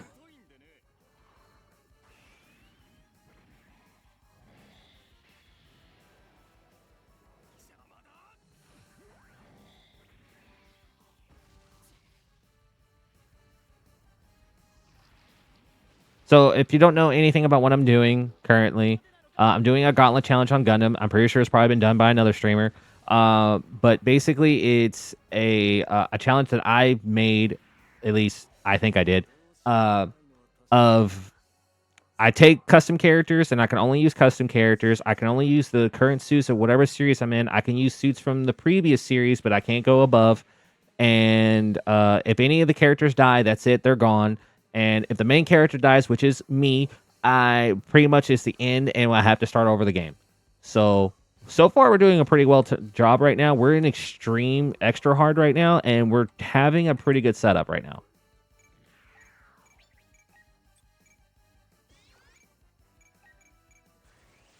So welcome. Hope you guys are enjoying it. And like I said, I'm just going to be talking about random things that I think is going on right now in the gaming community. Anyone playing that new Elden Ring right now? That new Elden Ring is crazy. I've been playing it for the past couple nights. It has literally been like such a good game. After I'm done streaming this, I'm actually going to go play Elden Ring with my friends.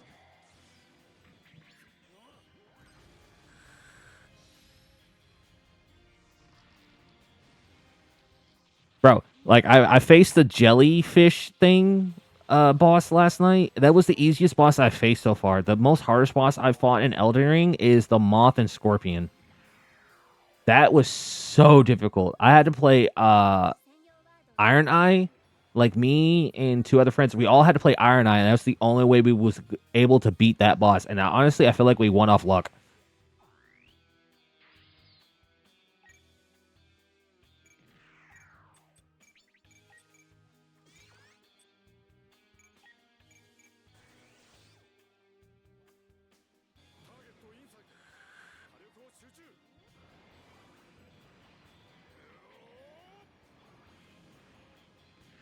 Right now, I'm on the Minotaur, and that Minotaur has been nothing but a pain in my existence. The moveset on him is ridiculous. If anyone else is playing Elden Ring in the chat right now, tell me how you guys have been defeating bosses. Because, I mean, I know a lot of people switch up to different characters in order to beat bosses. Some people are dedicated just to one character. But I literally been dedicating myself to Iron Eye because I feel like range for me is probably the best.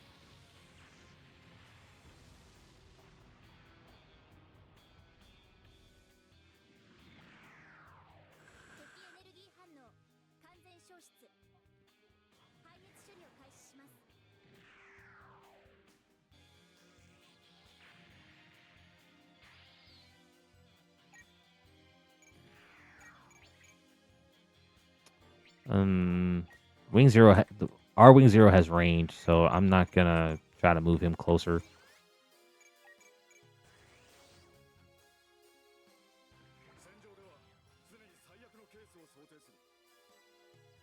Right now, the mission that we're on currently is the one that that we're protecting the Saint Kingdom. Right now, Hero's in the Epion, losing his mind, and Catra's back with his Sandrock with his allies, and we also have Noin on the field with all of our suits battling out with everybody else. We already took a little bit of damage so far. Some suits have. That's what's currently going on. We're only on turn 2 right now. We haven't started like really going through yet. Right now, we're trying to accomplish the secret challenge, which Hero has to destroy so many mobile dolls in the Epion. So that's kind of what's going on right now. Everybody right now on my team has decent levels, and we're testing out the new custom character we made from the last stream on here, which is the guy who's piloting the Wing Zero that I called Loki. Which, Loki, if you're in the stream right now, I made a character based off you, and you're using the Wing Zero. You're never getting the Destiny, just so you know.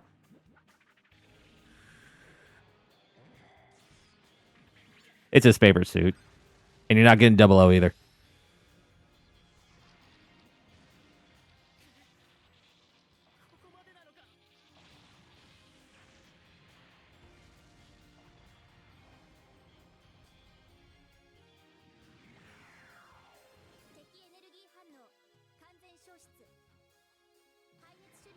Two hours in the stream, we got 4 viewers. Love to see it. Love to see it.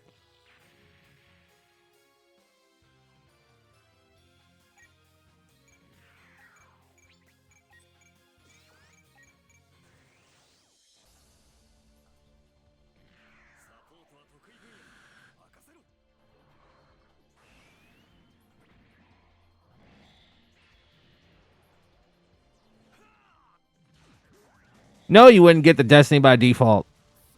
No, you wouldn't. No one gets the Destiny. The suit sucks. The suit doesn't actually suck. The Destiny, if you go up the description of the Destiny Gundam, it was just very unbalanced. It was an experiment. God. The Destiny is such a hard suit to really describe. The suit was basically supposed to be multi-purpose, but it was very, very wonky how it was supposed to be multi-purpose. Like, they took the Perfect Strike Gundam, which actually did the multi-purpose very, very well, and then they tried to make the Destiny, and they kind of just failed. They definitely brought it back with the Destiny Specs 2, the Destiny Specs 2.0. They definitely did a lot better with that, but the first one they needed to go back and fix that.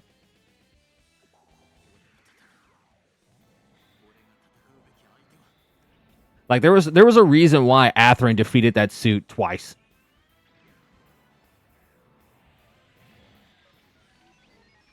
Because every time Atherin faced the Destiny in the Justice, he absolutely wrecked Shin every single time.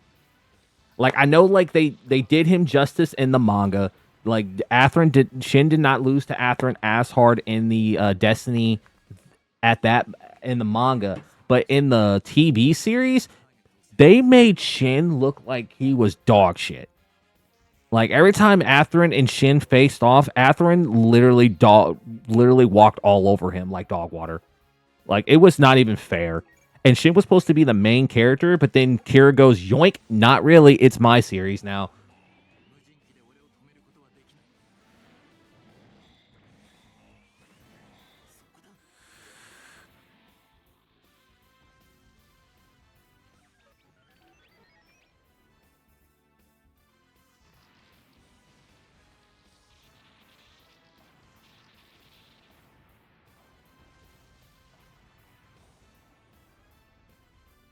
They did Shin so injustice in the Gundam Seed Destiny. They did him so bad.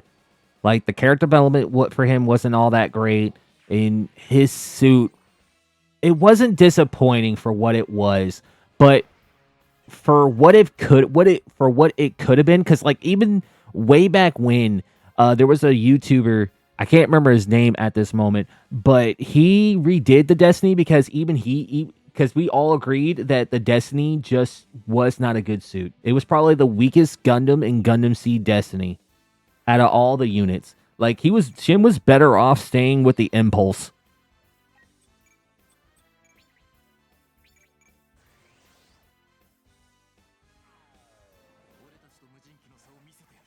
Because like every single time like Shin actually faced off like one of the main characters like Kira or Athrun, they dogged him so bad.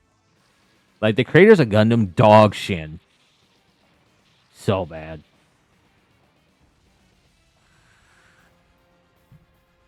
I feel bad for Shin. Like they did him so much more justice in the Gundam Seed Freedom movie, but in the Seed Destiny he got dogged.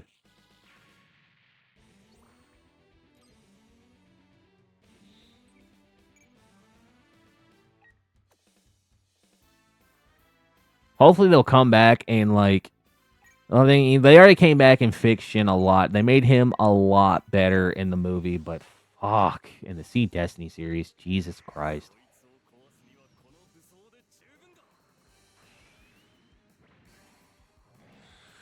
And you know the sad thing is, I don't know any other main character Gundam pilots that ever got dogged more than Shin did.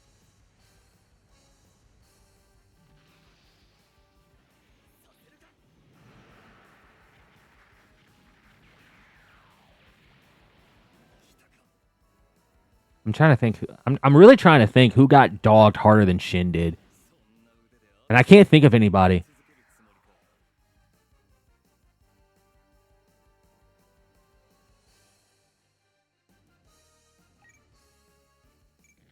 Maybe the Banshee pilot in Gundam Unicorn, but I don't know. The way they made Shin look every single time he fought a main character, God. I guess you could kind of say Christiane McKenzie from Gundam 0080 War in the Pocket kind of got dogged when she faced off a rookie pilot and she lost in the Gundam Alex against Azaku. You could probably say she got dogged harder than any Gundam pilot's ever been, but God, I don't know. That was a whole movie. But she only faced off with him once versus Shin, who faced off against Kira and Athrun twice. And he got dogged twice. Well, no, three times. Three times. He got dogged three times.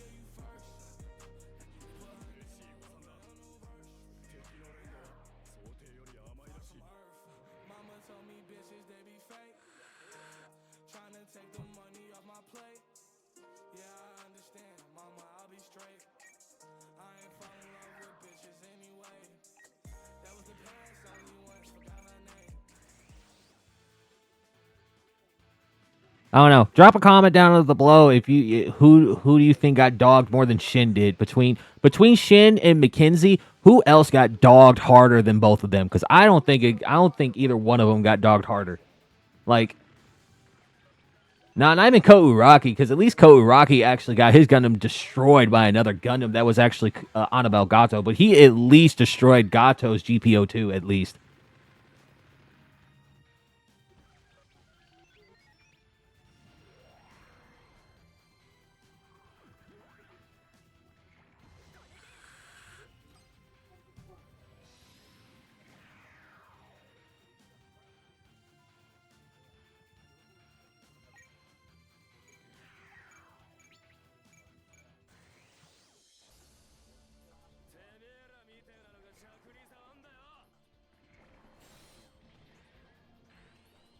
And heck, even Gundam Seed and Gundam Seed Destiny had like really bad animation too.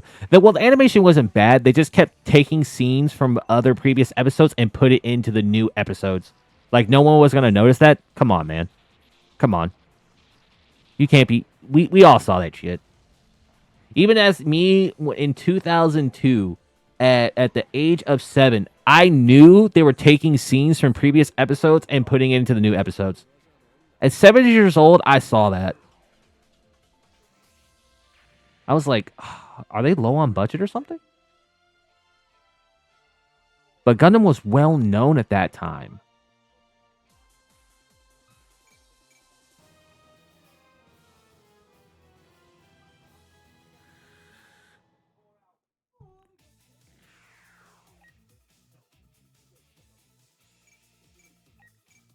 But when they did the Gundam Seed Freedom movie, they did everything possibly right that they could have done, that they should have done in Gundam Seed and Seed Destiny.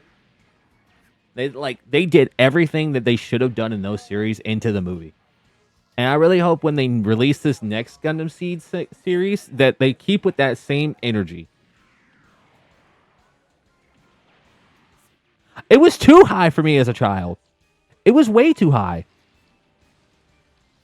Like I even went back and watched like the old, like the original Gundam series from 1979, and I was like, the 1979 series is way better than the Gundam Seed and Gundam Seed Destiny series, and it's almost like it was almost a 20 to 30 year difference, but it was still better. The story was better. The animation somehow was better. Like that was crazy to me.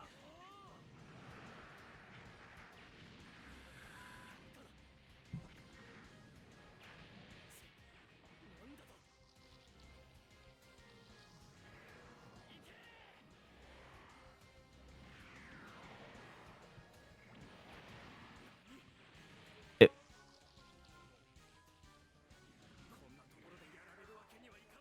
voice acting better. Like 30-year difference, and you're telling me that the original Gundam series was better than Seed and Seed Destiny combined. And somehow, in some way, they even made it worse when they did the reboot versions of Gundam Seed and Gundam Seed Destiny. The voice acting was terrible in that. It was so ass. Like, don't.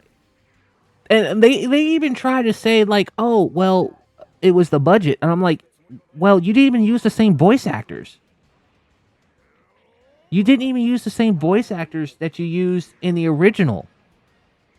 And these voice actors are horrible. Like, come on. You can't tell me that the budget was the issue. You guys didn't even use the same voice actors. And these voice actors sucked.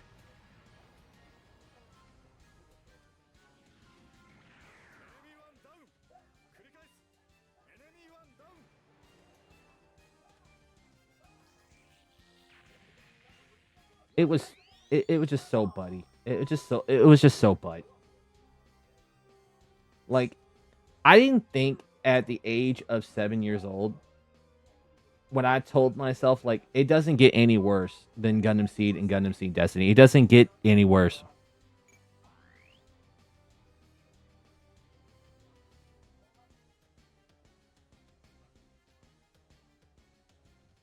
I was even excited for it because I was like, they're gonna do everything right when they do the reboot. They're gonna do everything right.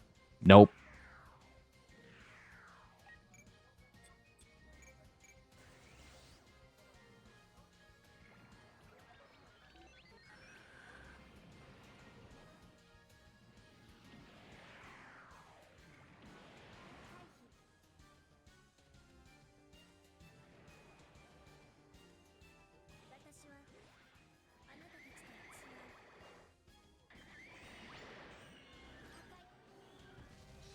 I was so excited for that reboot. So excited until I sat down and watched the first 3 episodes. Like, I get it. You're trying to make Gundam more appealing for the younger generation, but this was the wrong way to go about it. So wrong.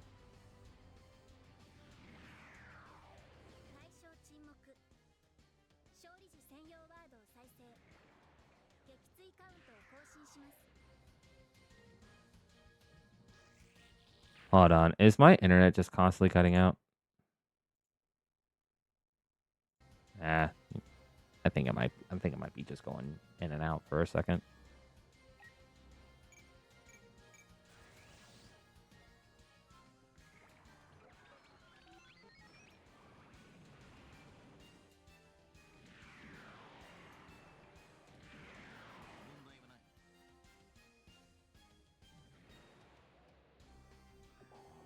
It's like when everybody was expecting DBZ Kai when it was coming out. And I mean, I sat down and watched that. That wasn't bad. It wasn't good, but it wasn't bad. Gundam Seed Destiny and Gundam Seed reboot was just ass. It was just outright bad. Like, someone put that on the back of a milk crate. Someone come claim this, because someone needs to take responsibility for how bad it was.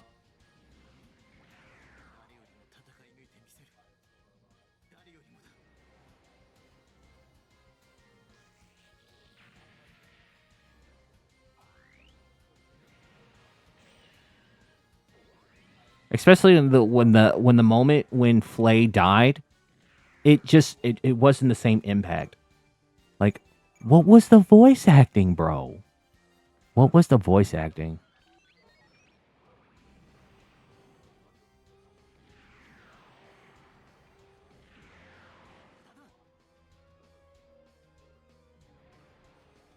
I don't know how everybody else feels about it, but that's how I felt about it.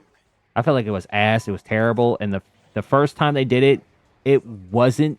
It was bad. The reboot just made it worse. Like, I'm not sure if it was like a move. Make this old series look bad just so that we can make the movie so much better.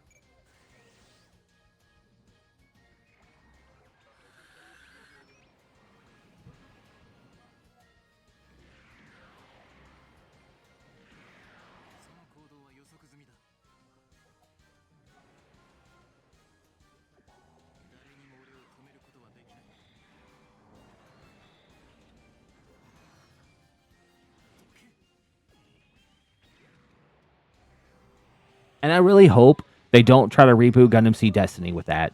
Because if they tried, I am not watching it. I would write a letter to the creator and say, you just need to go ahead and just tell them to stop.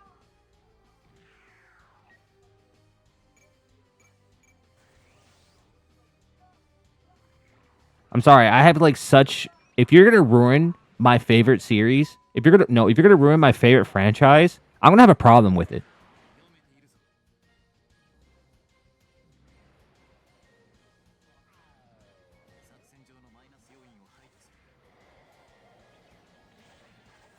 Can you blame them? Which part? Which part? Which part? Hold up. That's what are you talking about right now? Can I blame them? Yes, I can blame them. I will blame them every second day of the week. Like, go listen to the reboot, and then I will send you a clip of the old one, and you will see a difference. Like, that series, when they did the reboot, it triggered the fuck out of me. I was ready to throw so many hands. Like, whoever the voice actor for Kira was, I would throw hands with him because he ruined that character. And whoever did Atherin, definitely throwing hands. How you gonna take? Do not take the best character in Gundam Seed and ruin him. Arguably is actually Mulaflaga, but they ruined both of them. Yep, exactly. No, don't do a reboot. Leave it alone. If anything, go back, redo the animation, take out some of the scenes you used from previous episodes into newer episodes, and fix those, and then golden. I'll be fine with it. I'll be perfectly okay if they did that. But go back and you change the voice acting and you make it ass. That was literally the best part of Gundam Seed Destiny, and this Gundam Seed series and just in general was purely just the music. That was the best thing about this series was purely just the music and the Gundam designs. I will give them credit for both of those. Everything else, mediocre.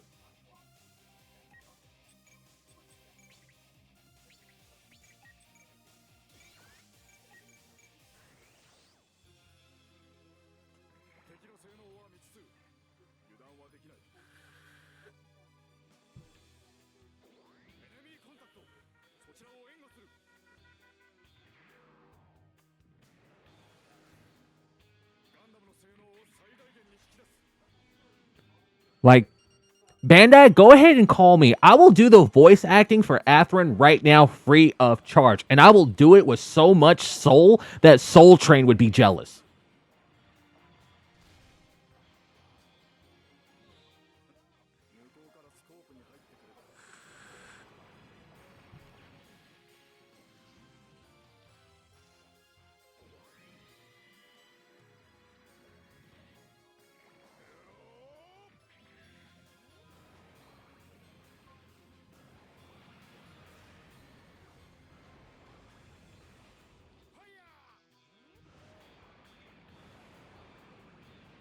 And yes, this is a shout out for Bandai getting in contact with me about doing the voice acting for doing the voice acting for Atherin. I will do that shit in a heartbeat. I will quit my day job just to do that.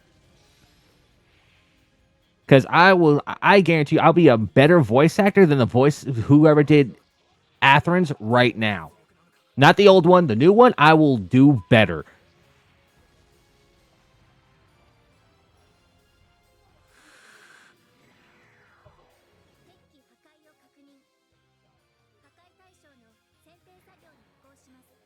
They would. They honestly would. I have so much love and respect for the Gundam franchise as a whole. I have so much respect. And I would put blood, sweat, and tears in anything Gundam related. I really would. Like, even now, like what I'm doing right now, I'm starting a whole stream, YouTube, Instagram for just Gundam just because I love the series so god dang much. I should have done it sooner on a regular basis. But this is my favorite franchise of all time. But just to get it shitted on by shitty voice acting pissed me off. I have loved Gundam since I was 4 to, I wouldn't even say even younger than that, but I'm going to say 4 years old. Gundam has been a part of my life ever since then. I've watched every series, read every manga I could get my hands on in English.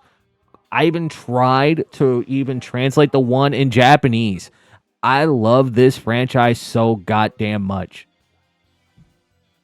Any game, I've played almost every game that Gundam has ever produced, besides the ones in the arcade right now in Japan. That's the only ones I have not played.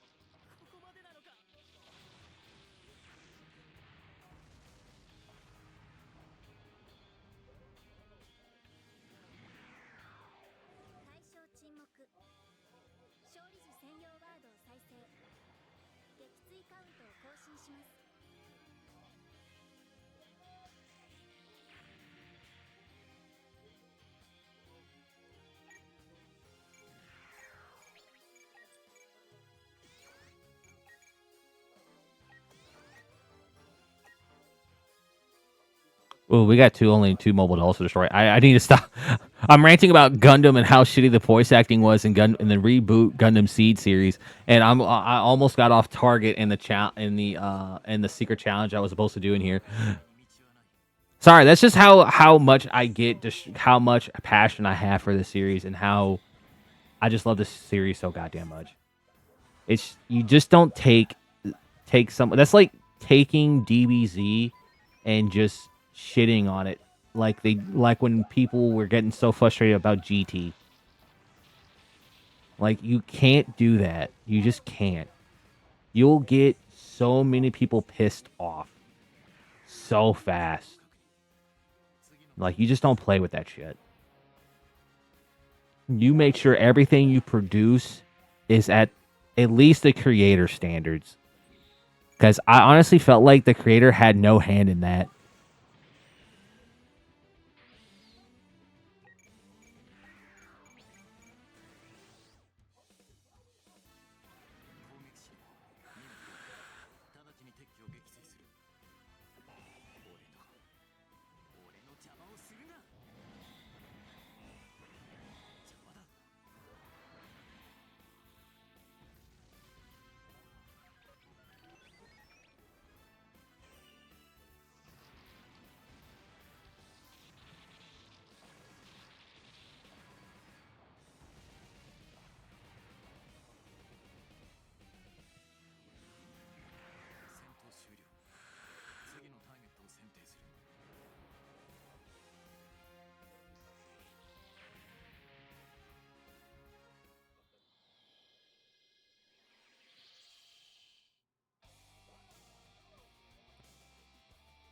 especially since like the creator was actually trying to make a Gundam function in real life. Like he was actually trying to make a real life Gundam, and the only reason why he didn't go through with it is because Japan didn't want a war machine walking around in Japan. That's literally the only reason why he didn't go through with it. And he's hoping one day they'll actually see it as something that they can actually use. But right now, it's just not. It's just there. That's the only thing that's stopping him. Is just the Japanese government. And I mean, I want him to have a bigger hand in what some of these guys are doing with his creation. Because if it was me, if I was even close to like his administration team, I would go to him immediately. It's like, hey, yo, did you sign off on this for them to do such a shitty job with the voice acting for Gundam Seed's reboot? Because I feel like you didn't. Like, I don't feel like even no one even told you about this. Like, did you have a hand in this?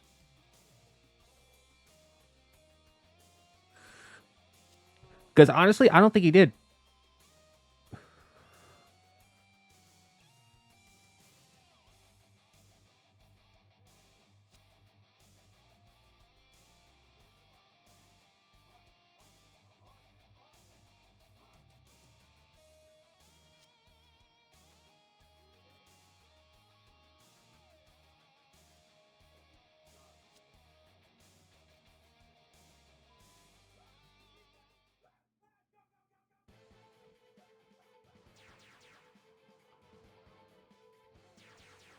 Yeah, like they're just kind of just shitting on it.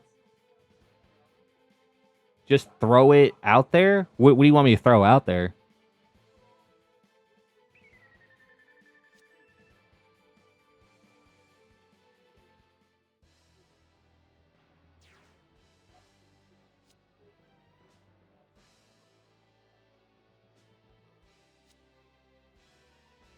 I just feel like if he had a hand in it, which I honestly don't think he did, because I mean, he had he took out Salem Mass from every Gundam game and series for the longest. Well, I mean, of course, like they took took her out of the series because there was no point of her character anymore. But he took her out of the games for a while because her voice actor died. Like we didn't see her for a grip in almost any of the latest games for the longest because he has such a respect for that voice actor. Like the love that he has for the series, that proves it right there. Like how much respect he has for it and how much he sets it to a higher standard. Oh wait, I probably should explain this part. So Zex ends up coming down with the Wing Zero to help fight with the mobile dolls attacking the Saint Kingdom. But just like Hero, he's kind of conflicted with the Zero system right now. Yeah, they just threw it out there. Yeah,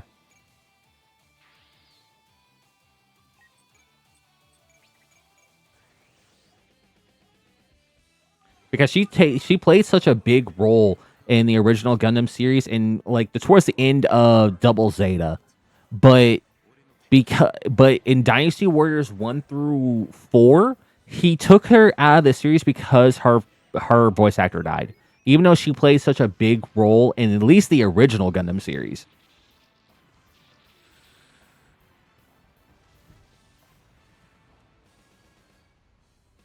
And even in the SD Gundam Genesis, her voice in the game, it was just clips from the series itself.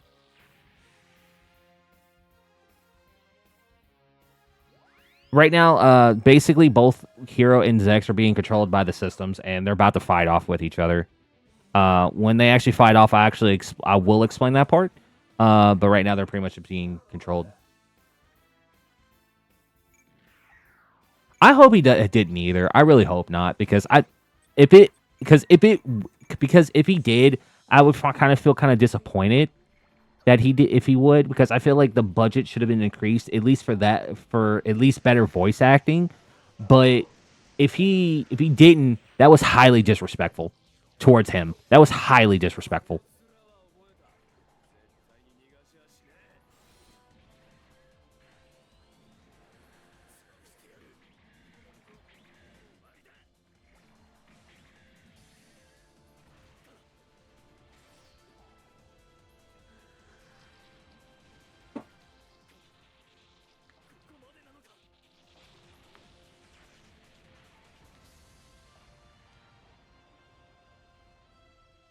But just tell me why, how, like, the original Gundam series, the Zeta Gundam series, Double Zeta, their animations, their storylines, their overall, the series itself was better in almost in every single way in versus Seed and Seed Destiny.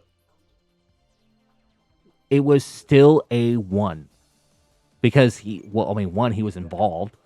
Like he made it the way he wanted it to be. He didn't have anybody around him trying to bark orders at him. He was like, "This is the way we're gonna do it," and it it it was always good. And Victory, and when they did Gundam Victory, A1, 110% A1. That's arguably one of the best Gundam series of all time was Gundam Victory. And then if you backtrack to like Zeta Gundam, good character development for especially for the Camille. Like just good overall. Like you can't get any better than Zeta Gundam, honestly. And for its time, for the 80s, it was so fucking good. And then when you got to the 90s, when you had like Gundam Wing and G Fighter Gundam going around, both those series, arguably, I couldn't tell you which one was better. Couldn't tell you which one was better. They were both good in their own rights. And even when they released Gundam 0080 War in the Pocket as just a movie and not a series, that series was still A1. 0083, golden. It was the first Gundam pilot we've ever had that was part of the UC series that wasn't a new type, that didn't get completely dogged. And heck, even 08 MS Team, that storyline was amazing. And the animation for 08 MS Team was so good. And they really try to put mechanics for Gundam in real life in that series. It was so good. And then you finally get to Gundam Double X. Gundam Double X was also a really good series. And then Turn 8 was okay. I think, if anything at all, the only reason why the series didn't do as good as a lot of the other series is because of the Gundam design, because it was such a unique design and everybody wasn't used to it. But then when they get to Seed and Seed Destiny, if anyone really talks about Gundam Seed, really, they talk about how good the music was. That's like literally the only thing people really talk about, or how the fact that our Lord and Savior Kira Yamato, because there's actually a group for this, talks about how Kira is like the best pilot of all time, which he is not. Like arguably, if you want to say who the best pilot of all time, if we're really going to talk about this, it's Amuro. It's still Amuro. And if you want to say who's probably the second best, it's Camille. Like, I'm sorry. Give Camille and Amuro suits from Gundam Seed. I'm sorry. Both Athrun, Kira, Shin are going to get dog watered.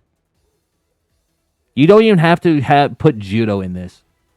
Both Camille and Amuro would dog Shin, both the main characters in Gundam Seed.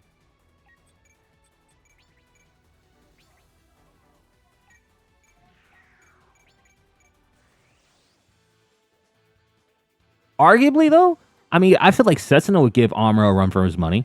I don't think he would win, especially like in Amuro's his last suit, the Hainu. I don't think he would win, but I think it would just be a really good fight. Better fight than Kira would be.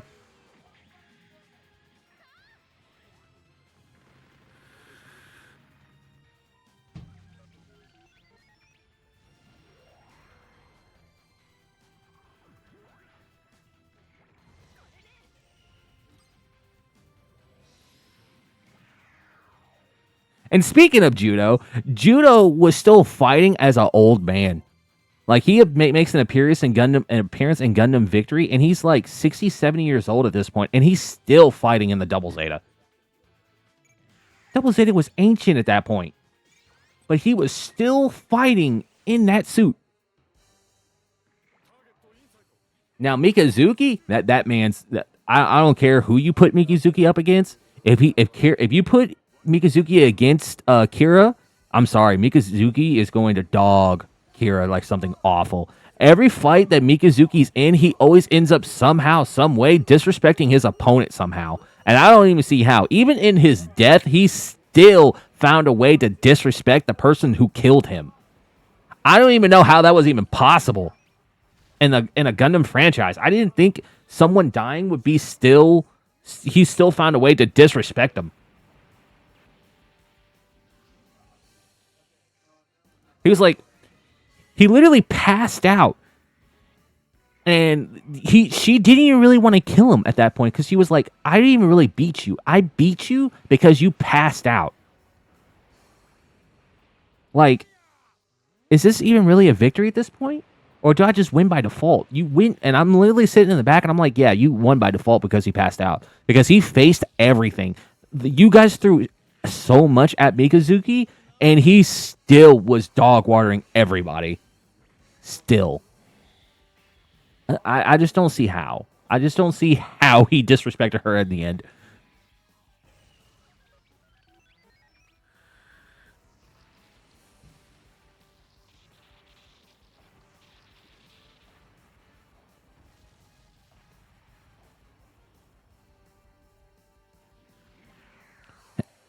And there's so many Gundam mangas I feel like that needs to be go ahead and turn into a TV series. Like Gundam Crossbone is definitely one of them on the highest list in my opinion. Like I get it, Hathaway Flash definitely deserved it, but if I had to choose between Hathaway's Flash and Gundam Crossbone, I'm going Gundam Crossbone all day long. That series has been hyped for so long.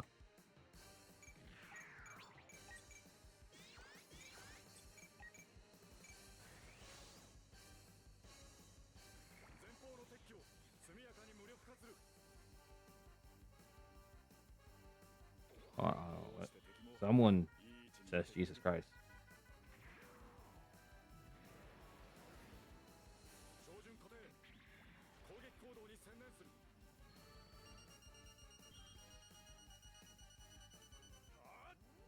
But like, if you guys don't believe me on how like the Gundam series is overall, just go back and just watch some of the original series. And tell me that any of these latest pilots can beat Amuro and Camille. Just tell me. Especially at the end of Char's counterattack. Come on. Give me your reasons, and I'm gonna clap back 3 times harder. Hiro Yamato had the seed factor. Camille had a whole biosensor that destroyed his ship when he ran to suit into a ship. Come on now.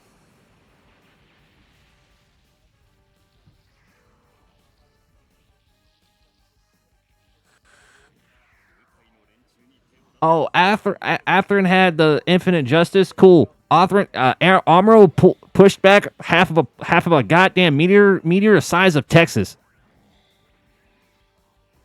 Come on now.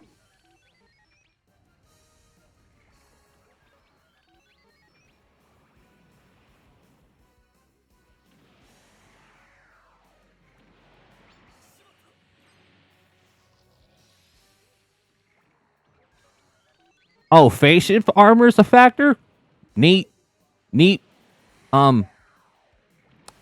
Camille can extend his beam saber as long as he wants. And still slice someone in half. And it's still accurate.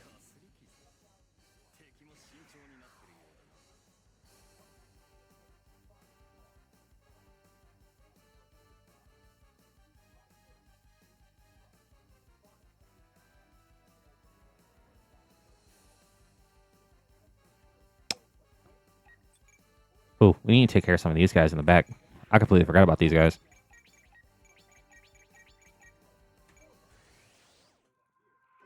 And don't even try to say, oh well, in the Gundam Seed Freedom movie, I don't care. Even with that movie updating all their suits, Amuro and Camille will still dog that whole team by themselves.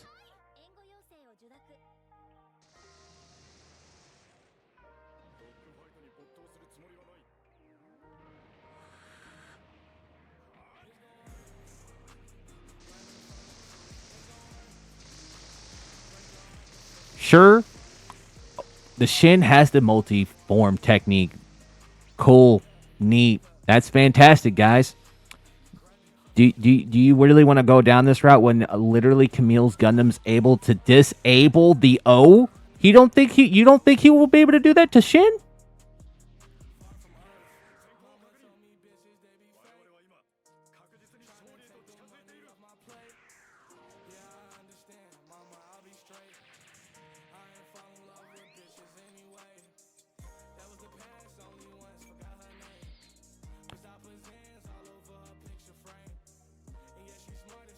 Oh, 110% we need to do that. 110% when I actually have like the time to go through and actually do a Gundam marathon, I'd definitely be ready to do it. It's just going to take some time because I still got to get all my Blu-rays back because a lot of them got destroyed.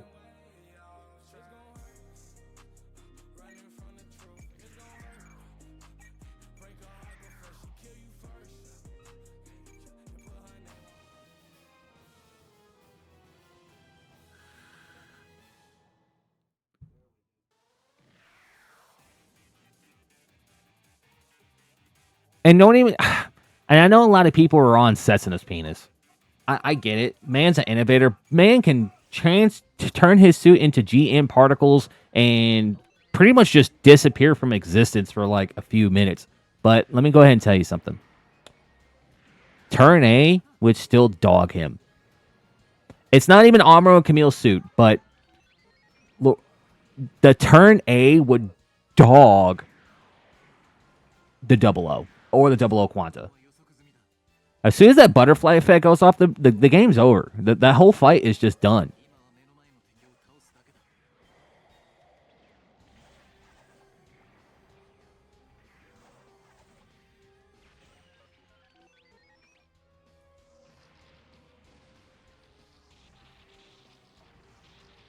And if we're going based off that theory, that Turn A can beat the Double O, that means New Gundam was still body Double O, because in the Dynasty Warriors Gundam series, and I get it, it's not canon, but I feel like it should still be brought up. Amuro still beat the Turn A Gundam in the butterfly effect, just because the Psycho Frame is still that strong. Like, if you read the bios for Gundam, for New Gundam and Zeta Gundam, it literally says their suits are still they still don't know what to cap out at. That should say enough. That both Amuro and Camille's suits are probably going to be the most unmatched suits in the entire Gundam franchise.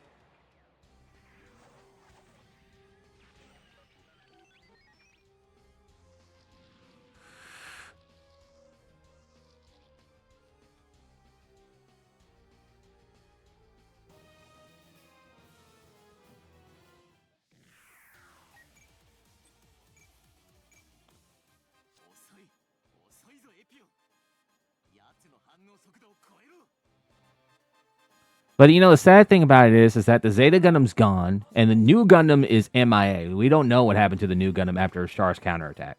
Now, if we're going based off the manga, both Char and Amuro destroyed both their suits in their fight, and you know, Amuro ends up getting the High New Gundam, and then Char gets the Nightingale.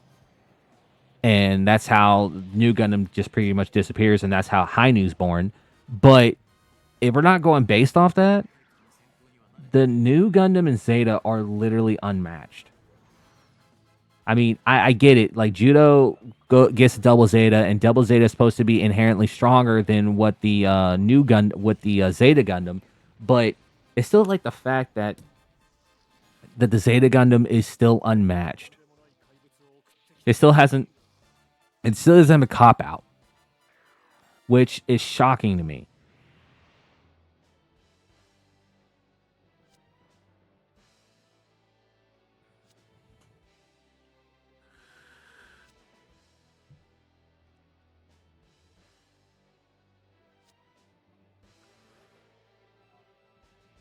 And I get it. Everybody likes Hero and the Wing Zero custom, but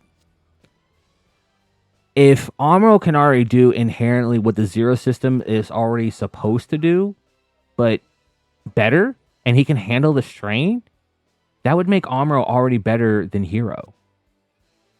Already. And plus, like, if there's not another factor into this, the Wing Zero's Buster Rifle takes a second to fire. Amuro has funnels. Amuro has a rifle. Amuro has a beam saber. He can get in close and personal, and Amuro's an all rounder. Versus Hero that is literally just a range. Like, he's okay in melee. Don't get me wrong. He beat Miliardo in melee, but Amuro's going to be an all rounder, and I don't think Hero's going to be able to deal with that very well.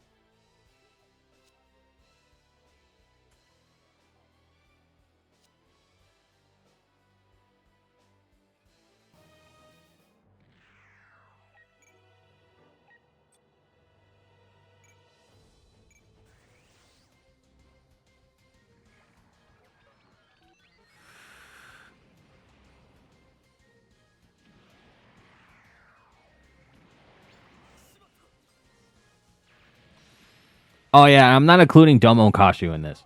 Okay, we're not including Domon because let's go ahead and get one thing straight.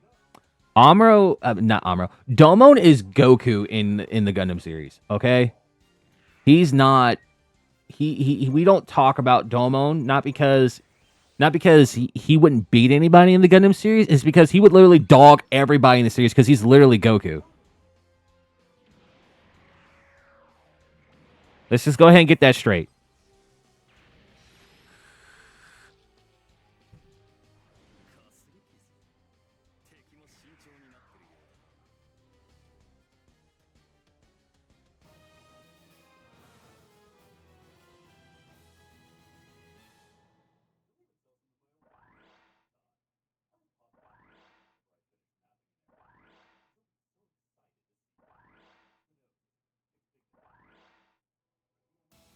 And if anyone tells you that Domon would lose to anybody, they're literally lying to you. Domon would wreck every single person in the Gundam franchise without even breaking a sweat. Like literally his entire cockpit, Domon can move the Gundam however he wants because he has the trans system, which literally copies his movements.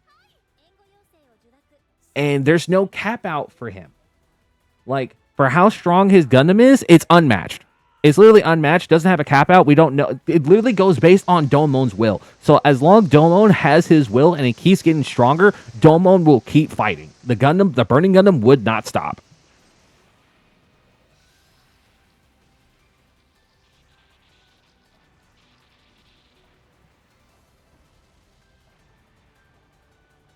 And it's already been proven fact. Oh, well, they don't try to kill each other. For all the times that Domon has he has killed Master Asia, he has killed Kyoji.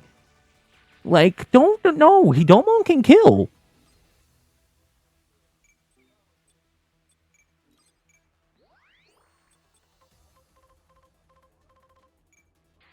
He just never been put in a situation that often where he had to kill somebody. And if it really comes down to it, no Gundam's handling the burning finger. No Gundam's handling the burning finger. Unless you're part of G Fighter, no other Gundam series is going to be able to handle that burning finger. It literally heats up the entire machine and blows it up. And don't even get me started in his strongest attack, Tekihashoken, I think that's what it's called. The thing literally blew a hole in the double Gundam. A suit that was supposed to basically reshape the Earth, regenerate it, and it can regenerate and evolve. And Domon was able to blow a hole through it and destroy it. No.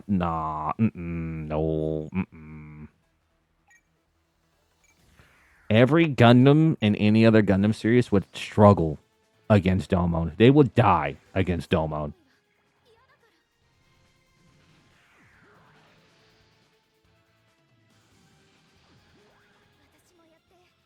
That would just be a losing fight against anybody. And I'm just like, you can arguably say that like Domon would probably lose against maybe Setsuna, but I don't think he would. I think every Gundam would lose against Domon.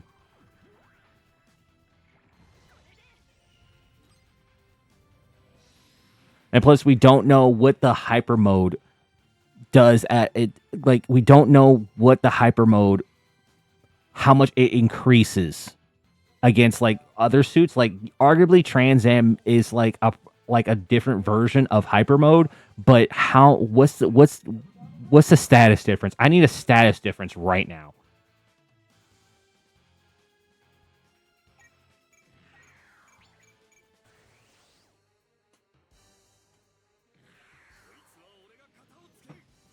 And here's another factor. Trans Am has a time limit. Last time I checked, hyper mode doesn't. It's like Super Saiyan. It goes based on the pilot's stamina.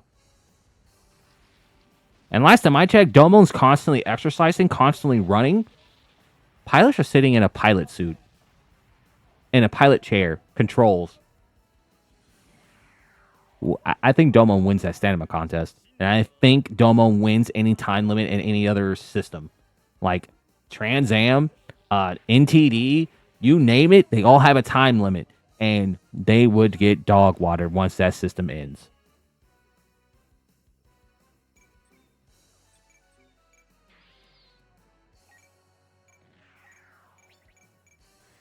And Domon wouldn't even have to activate hyper mode until after the system ends.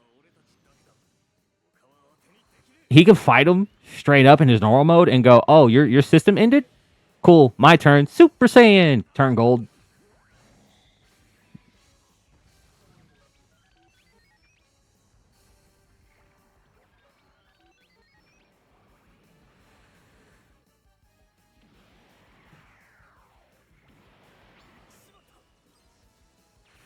I can go on and on about like different pilots and different scenarios and different things, but Domon, we don't include Domon because he's literally Goku.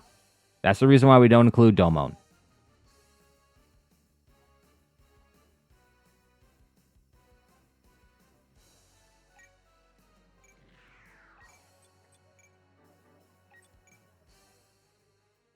Because it would be really unfair against any pilot going against literally Goku.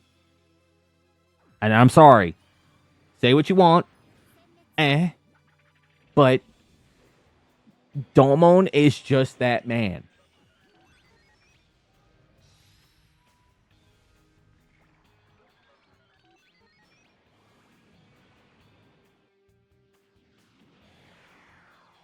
He really is. Like they took G Fighter and said, let's try to make this as close, but not. Let's try to make G Fighter like DBZ in a way, and they achieved that. And they realized no other pilot from any other series can fight them. Even the weakest character in G Fighter could still match a lot of the pilots from like other series. What was there was one suit. It was what was it? God, it was called Tequila Gundam. The Gundam series was pretty racist about that. Like all the suits from that series, they were all pretty racist. Like the Mexican Gundam wore a sombrero, and it was an aquatic Gundam, which it made it super bad. And it was called Tequila Gundam. And then like the African Gundam actually wore a was actually he was wearing a sheet of cloth like in the same style that you see like Africans wear, and it was just really racist. The American Gundam, oh my god, helmet, boxing gloves. When he took off his centerpiece, it showed like pecs and a six pack. It was really racist. It was so bad.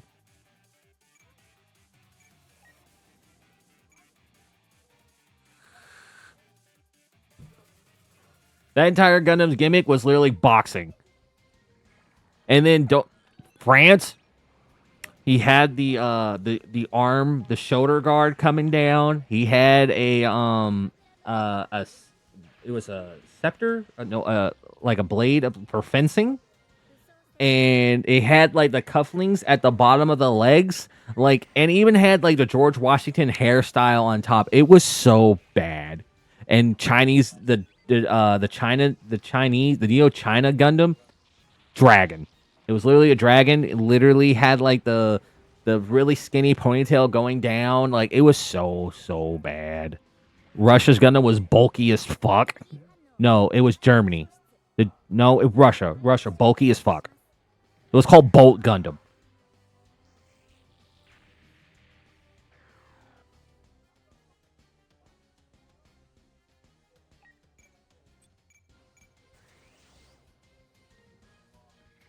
Tire gimmick, he had a fucking hammer with a chain. And they were strict as fuck. Literally, their Gundam pilot for Russia was locked away in prison. And they blackmailed him to do it.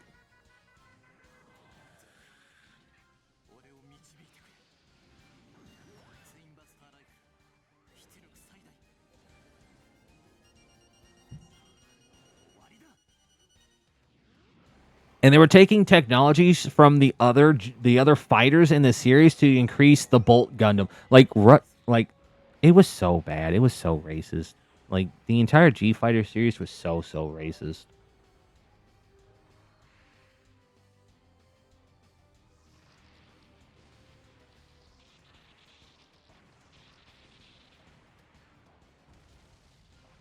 And the funny thing about it is, as kids, we watched that and was so hyped. And then we come back later as adults and we were just like, damn, there's a reason why they don't stream, why G Fighter has not made an appearance in America ever again.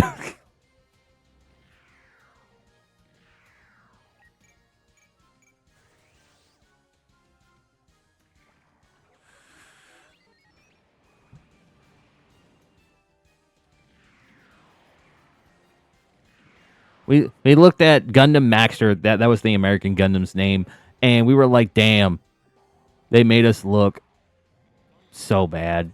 Like the main character was a straight rat. He was a boxer and he fought on the streets, stole bread, and I'm like, God damn! He literally, the way the Gundam flew, he had a surfboard.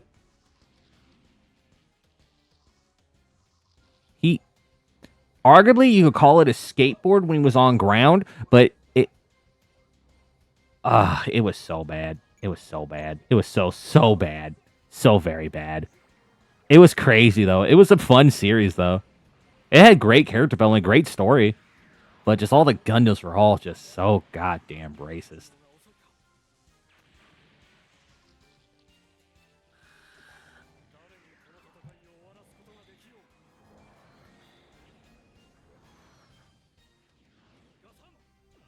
If you don't believe me, just go look up Tequila Gundam right now from Neo Mexico. Just go ahead and look that up, and that just proves my point to how racist G Fighter really was. It was an aquatic machine.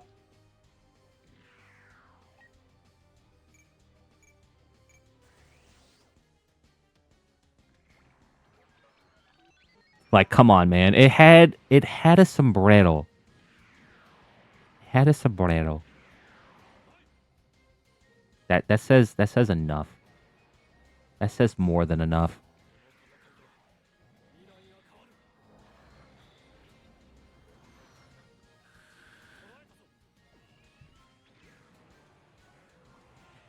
And the sad thing about it is, I'm not sure if like the creator of I'm not sure if it was just because of some strange reason that Gundam had maybe all but maybe like 10 seconds of screen time before it got destroyed by the main character.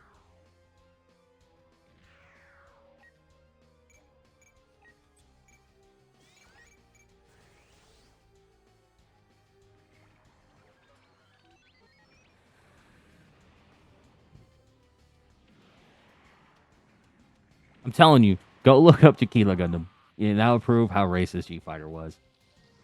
Um, I'm trying to think of another really funny series. I'm trying to think of another. I don't think like as terms of like how funny the Gundams looked. I think G Fighter wins. Um,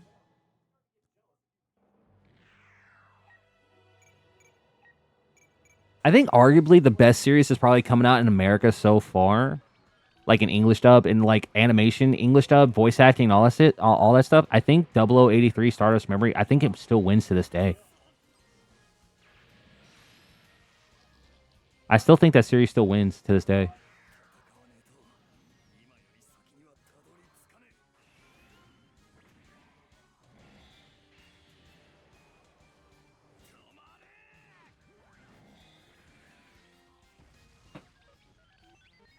Now, if we're gonna move on to a different topic about like a different Gundam topic, let's talk about games real quick. So, arguably, the best game that still probably came out in America to this day, Gundam versus Zeta Gundam. I'll fight you on that. I will fight anybody on that right now. Gundam versus Zeta Gundam was such a good game.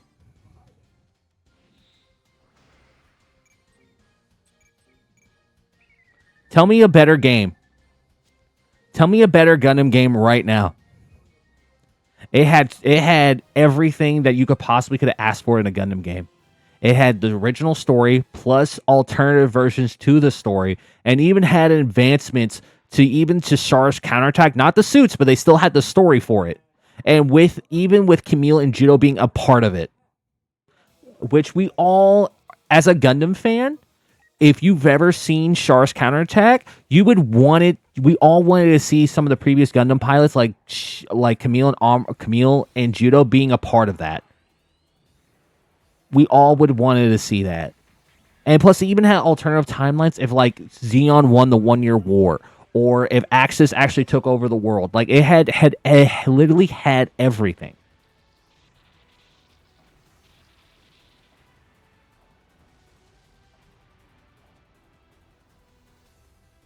The only thing that Gundam game did not have was the suits coming out in Char's counterattack. That's the only thing that game didn't have.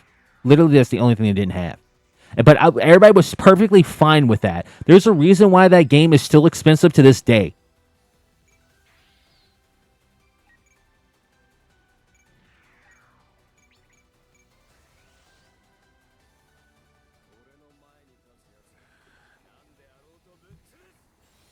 What comes in a clean second? Probably Earth Federation versus Xeon. I mean, it was the game before it.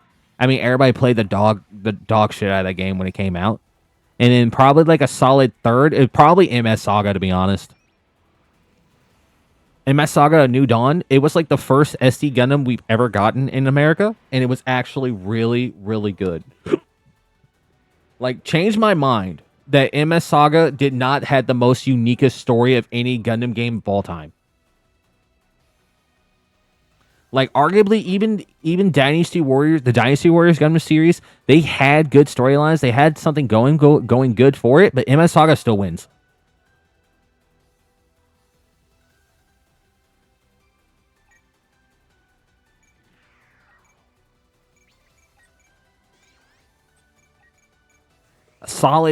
My solid 4 pick, I would probably say Zeonic Front. Like, if you like, the gameplay of that game was so unique to it that I would say number 4 is Zeonic Front, 110%. That probably 4th game of my list would probably be the best in the number 4 spot, because it literally had everything. It still had everything like all the other series had, but the unique gameplay of it was so cool.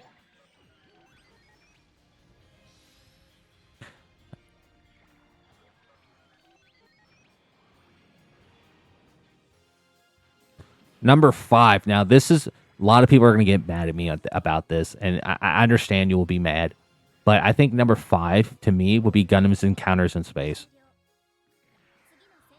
Now, the reason why I say this is because it had 0083 as the sponsor for that game, which was all 0083 was already a good series. So who wouldn't want to play that? Plus, it still had the original Gundam series, and it also had alternative timelines like Yu Kajima, and there was another one in that, Shin Matsunaga, the White Wolf, and Johnny Ryan, the Crimson Lightning.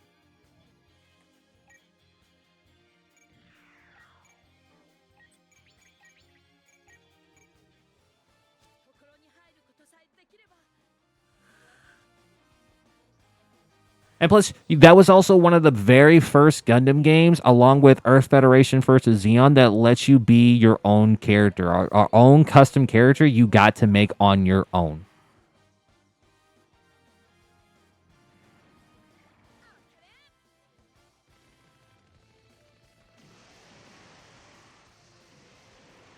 You can do anything you want with that custom character. You can make him a new type. You could have made his stats only good for range, only good for melee. Like, it was number 5 spot solid. I feel like number 5 side would be solid for that.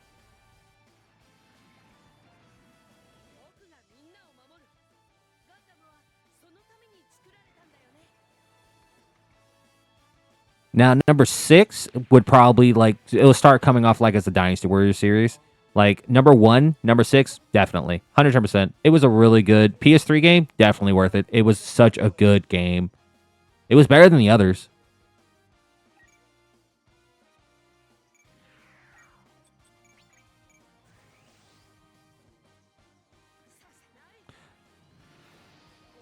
Now now a lot of people are gonna get mad at me on this one. Number 7, Gundam Crossfire. Now hold on, before everybody starts getting mad at me. Real quick. Let me say why I say number 7. Tell me any other Gundam game that actually shows that body parts in the game actually matter when they got shot at. That was such a nice touch because it made you feel like it was actually real life Gundam. Like you lost an arm, you lost an arm. You lost a saber, you lost a saber. Someone shot at your gun too much, it broke. Like it was so good. Like the Gundam, the storyline for that game not nearly long enough like it should have been. And it was it was wonky, but for what the game was, it was good. And I really wish they like put ace pilots in the game, like some of the well-known ones, like Ramba Ral, the Black Tri-Stars, Faye Shar at least once. Like I would have digged that so hard, but I mean I understand why they didn't do it because it was trying to keep it like unique, a whole separate thing to the storyline. But I mean, for what it was and for the game itself and the mechanics of it, it was a good game. It was solid. The only thing it was really missing was online play. If it had an online mode where you actually went out into missions against other people, the game would have been solid. It was the start of Gundam Battle Operations. It was the start of it.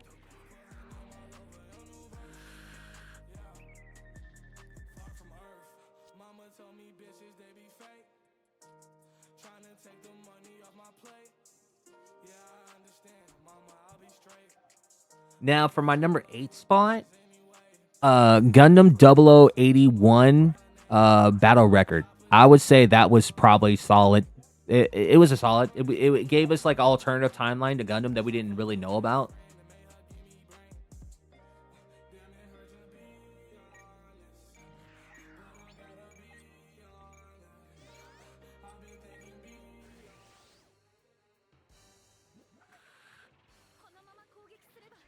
Number 9, I would probably say Dynasty Warriors Gundam Reborn. Solid number 9. Definitely solid. It redeemed Dynasty Warriors Gundam 3. Because Dynasty Warriors Gundam 3, they took out the space shit, and it just, I didn't like it. I like Zero Gravity. I liked it. My biggest thing about Gundam series as a whole, like, I wanted to keep it so realistic as possible that I want to feel like I'm part of the series. Like, that's just my thing. Like, I want to see launches. I want custom characters. I want to be able to be involved in every section of the Gundam franchise as a whole, custom character and all. I don't even care if you put online play in it. Like, I want all that and more. Like, I want to select my battleship. I actually want to, like, there was a Gundam online game for PC from years ago that kind of was similar to what I'm talking about. It was like, I can't remember what it was called right now. It's been so long. But it was basically online play, and you faced against armies. And I would be appreciative if they brought something like that back. I liked it. I liked it a lot. But I mean, they're doing a good thing right now with battle operations right now, and I can appreciate what they're doing with battle operations. But I want more. Like, I feel like they could still do so much more with it.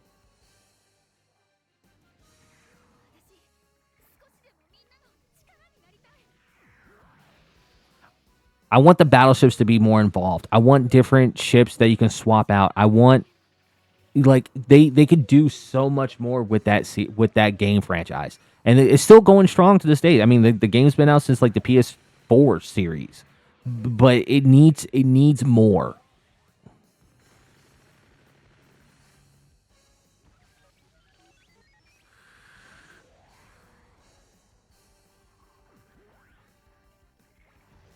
Like battleship customization, where you can like have like either the white base or thoroughbreds, like all the way up to where it is now in the Gundam F91 series right now, and it needs more. Like if you get what I'm talking about with this, then you can kind of see what I'm talking about. That it just needs a lot more. Like it needs to be like versus like actual armies You need to feel like you're really there. Like there was a game that came out years ago where they actually gave you like actual controls to, I think it was like a ship or something, or it was like a fighter set. Literally make custom controls where it's actually makes you feel like you're in the cockpit of a suit. And I would play battle operations every day of the week.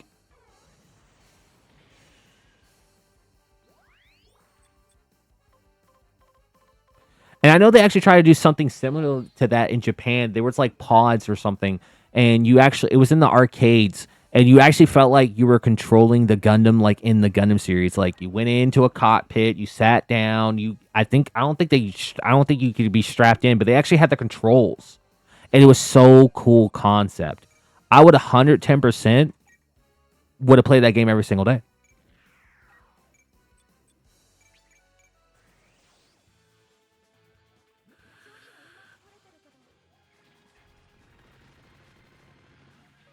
You couldn't keep me out of that arcade with that game in it.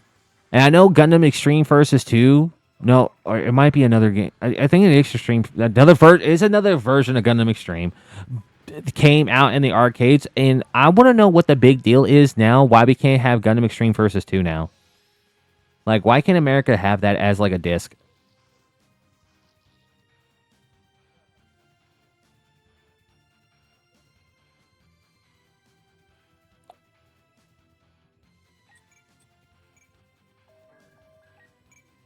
Like, I feel like now at this point in time in the franchise, like America right now is like tr- we're literally gasping for a new game, a new Gundam game that's gonna take over. Like they literally gave us some bullshit Gundam Seed Battle Frontier remaster for Steam and the Nintendo Switch, and I'm like, bro, like everybody who still has their PSP Vita could literally play this game, and you took out the online play. Like, what was the whole point of revamping this game if we don't have the online play for Gundam Seed Remaster? Like, what was the point? Like, I bought it because I didn't pay the PSP Vita version. I just wanted to play it. But for anybody who was just like getting into Gundam and wanted an online game, like it wasn't it. Like so many other games have flopped. Like Gundam Evolution, it flopped so hard. The game didn't only lasted like a year before they closed down the servers. It was so depressing.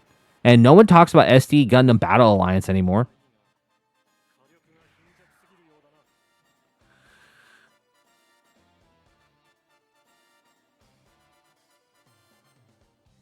Like, I beat that game and I was disappointed. I was so disappointed. I was disappointed in the gameplay. I was disappointed at how like the move mechanics worked. Like it was such a different concept for the SD Gundam like we all know and love, like for turn based. It just I don't know. It was too weird and too finicky for me.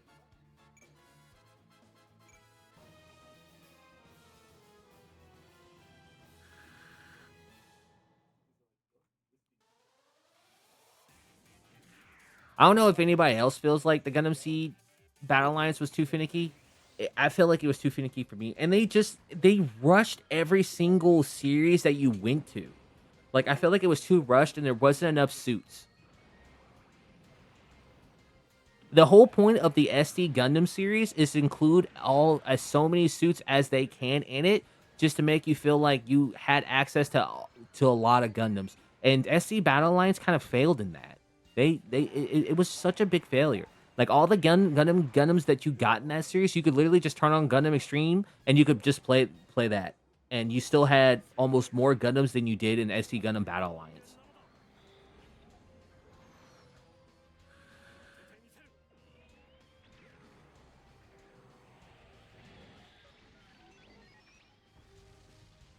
Like right now, Gundam Battle Operation 2 probably has more Gundams than almost any online Gundam game right now.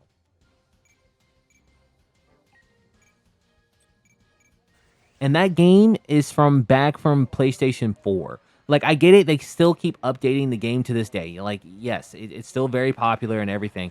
But the fact that the newer games that are coming out are being over not they're not comparing to Battle Operations is just sad. Like they're not even remotely staying alive over this. Like I'm right now I'm playing SD Gundam Cross Race, and that game came out years ago. It was from PS4. And I'm still playing it to this day because I think this is still the best, one of the best storytelling Gundam games we've had in a long time.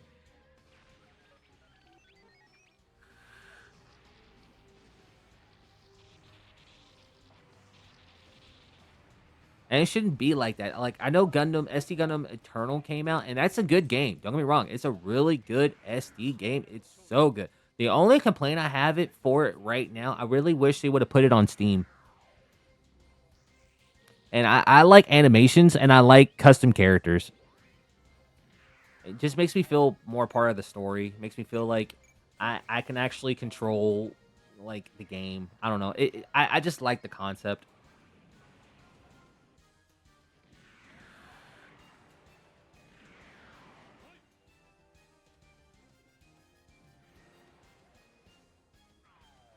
I don't know how everybody else feels about it, but I mean, Gundam Eternal for what it is, I love it. It's a good game. I play it all the time when I'm on my phone.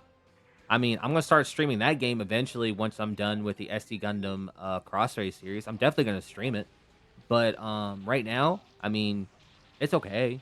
Like, I would definitely stream it.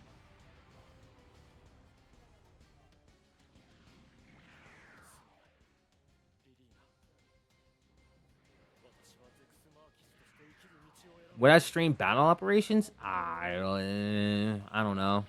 I'm still kind of debating on that. Like I was so sure about it like years ago to stream that game, but I don't know about it now.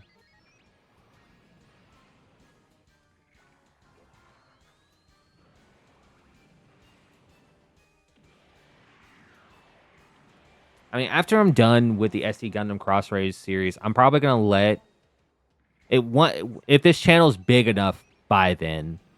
I'm gonna try to let like my followers select my next game. Honestly, my next Gundam game. I'm keep that strict. The next Gundam game I'm gonna play. I might, but I might honestly might try the try a series with just Japanese PS2 games, Gundam Japanese PS2 games.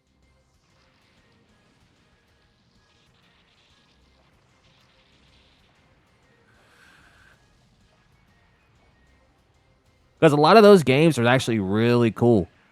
Like if anybody's ever like bought a Japanese PS2 and played some of the Japanese Gundam games, they're actually pretty nice.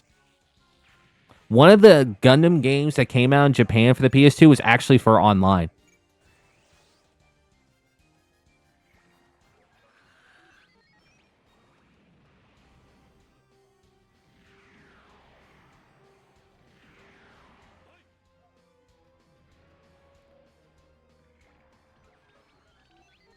And there's even one Gundam game that came out for the Japanese PS2 that's told the story for the original Gundam series so good.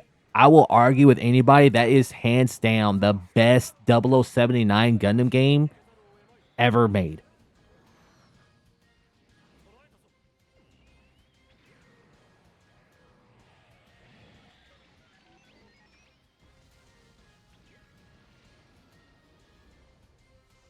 Like no other game tells that story better than that game. No other game does.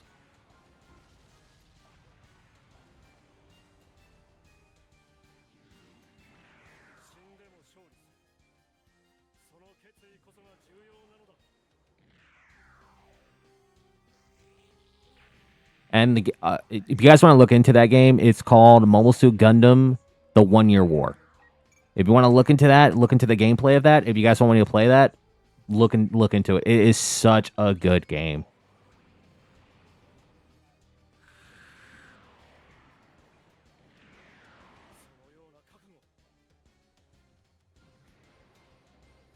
And I have it. I literally have it right next to me right now.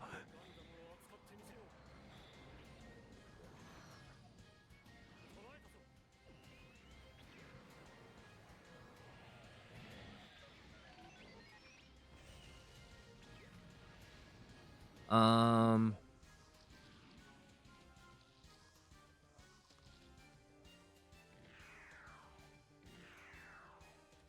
Oh, and then there's also the Another Century games. I know they're not Gundam based, or they're literally like Super Robot Wars. They kind of combine all the like different mecha animes and put them all in one game with a story.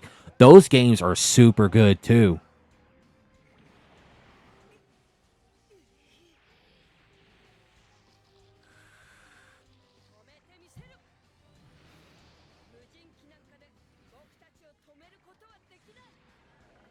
The gameplay's nice. The fact that they like include everybody from different series is always nice. Like that is like literally the only Gundam game I can possibly think of right now that actually includes Sandrock Custom, and you can actually control them like you would in Gundam Extreme Versus. Like, I'm sorry, but I am a huge Sandrock and Altron fan. Like, I really want those suits have their EW forms in games that they're a part of. Like, if you're gonna include the Gundam Wing Squad, include the EW suits. It's part of them at this point. That's literally the best designs.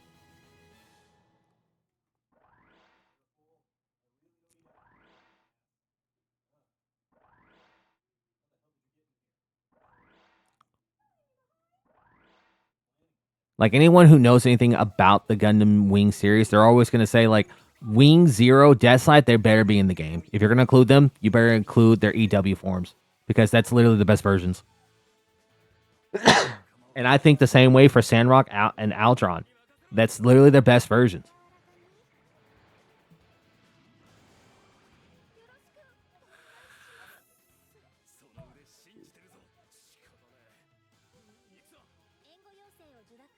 Best design choices, personally.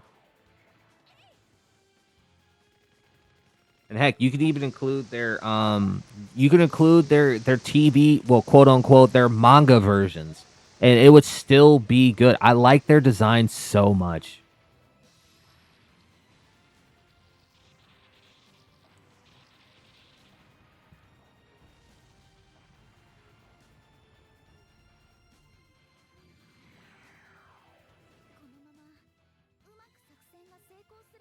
Oh yeah, RIP to the voice actor of, well, the American voice actor for Choa. He did die. He died during the COVID. It was very upsetting.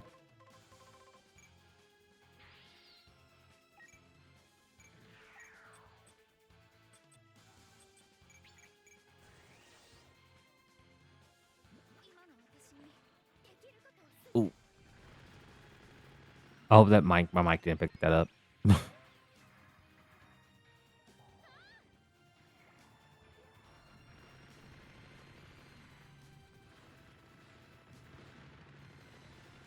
Okay, good.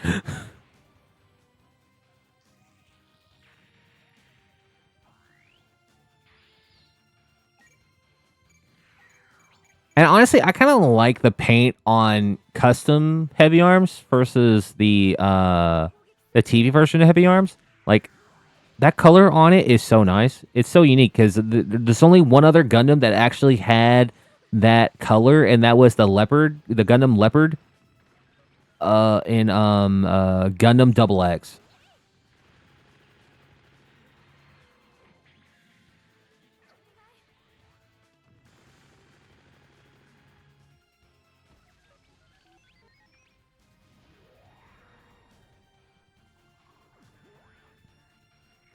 Don't get me wrong. The red slash orange on heavy arms in the TV version of them would look good too.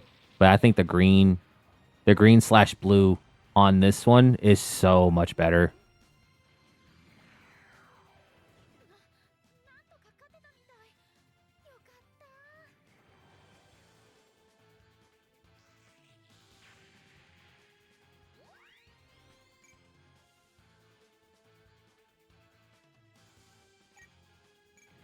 And don't get me started on Sandrock's EW. I think this is the best design choice for Sandrock. They should have used this in the beginning, honestly. Like, Doug, I didn't like the TV version all that much.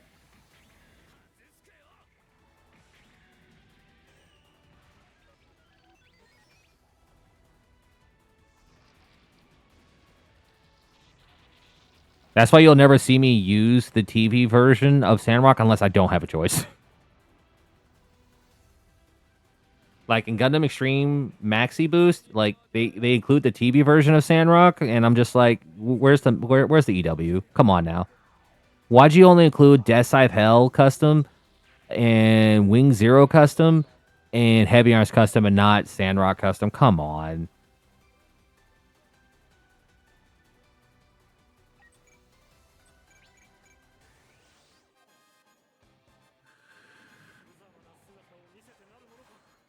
I mean, they got the other Wing boys and they got Heavy Arms, Sandrock, Altron. They got all the TV versions, all those, but they didn't include that in the EW versions in the game. And I'm just like, why not? Come on. And don't even get me started how many suits Setsunus has in that goddamn game. He has every version of the Double O Exia in every possible. Oh, they didn't include the G and Arms version of Exia. That counts. No, he has every other suit though.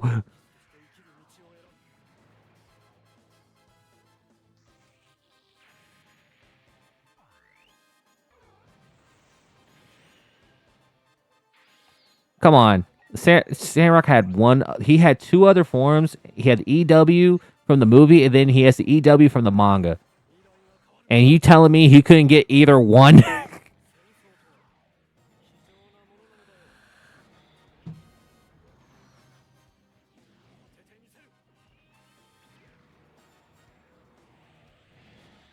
And the same thing can be said about Wu Fei. Like Shinlong had a version in the manga, and then Altron in the movie. Like, come on, guys, what are we doing? You could have gave us one of them.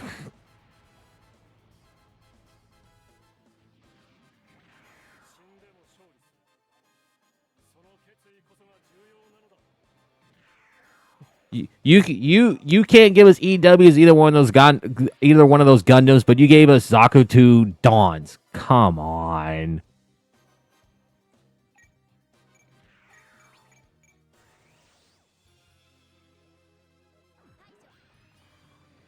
You gave us the perfect Gundam in the spin-off manga from the set for what was, I think it was in the 80s or 90s, but you can't give us the EW versions of the Sandrock or Altron in Maxi Boost. I feel like that was highly unfair.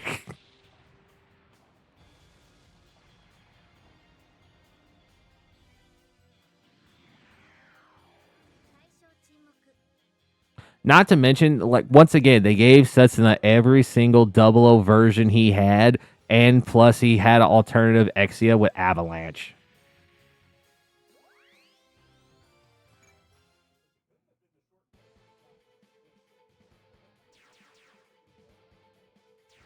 Oh, we did it. We beat the episode. Nice. So basically, we're being overwhelmed here.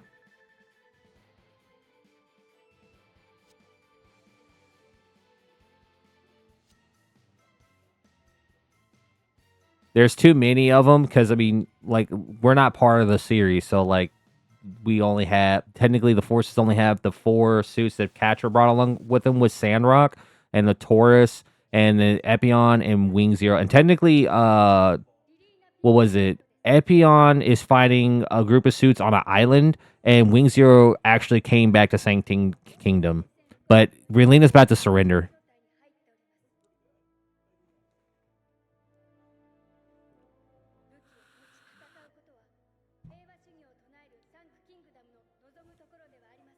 But even Catcher was like, there's too many of them. We can't fight all these guys all at once.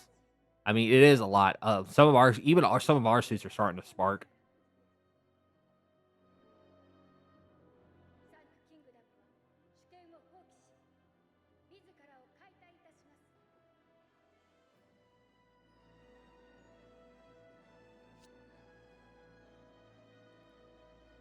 I mean, in all fairness, Catra, I mean, this knowing Relina as a character, this she wants complete pacifism. So, like, for her to surrender, it kind of makes sense. She didn't want to see people fighting anymore. People were dying out there.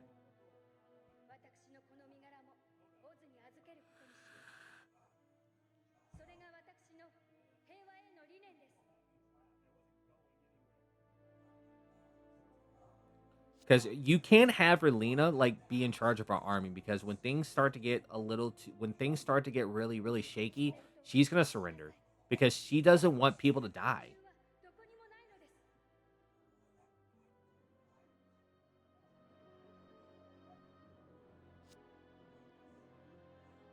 And plus, it goes against her beliefs. She wants complete pacifism. She doesn't want like people to go out there, fight a war, and end up like everybody a whole lot of casualties. I think that's literally the reason why Gundam Wing Endless Waltz ended the way it ended.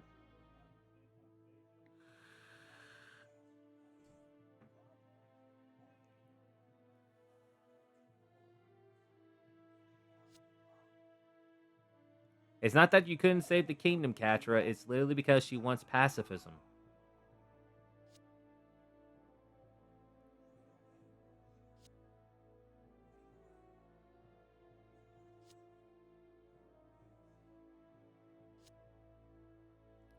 Oh yeah, and before we get a little too ahead, the Sandrock is, it still hasn't been changed in any way. So when he gets to space, his suit will be altered.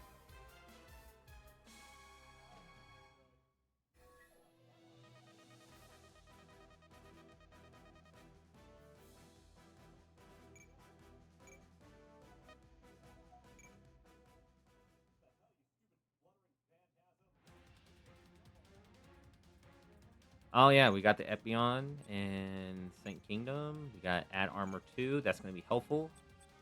So we're going to go see if our dispatches are back up, which they are finally.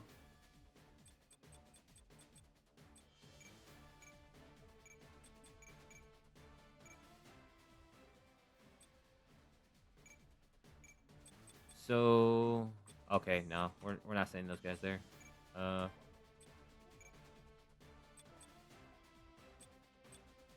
so we're going to send our group here. And these guys are going to be sent here. Well, I got to make sure of something real quick.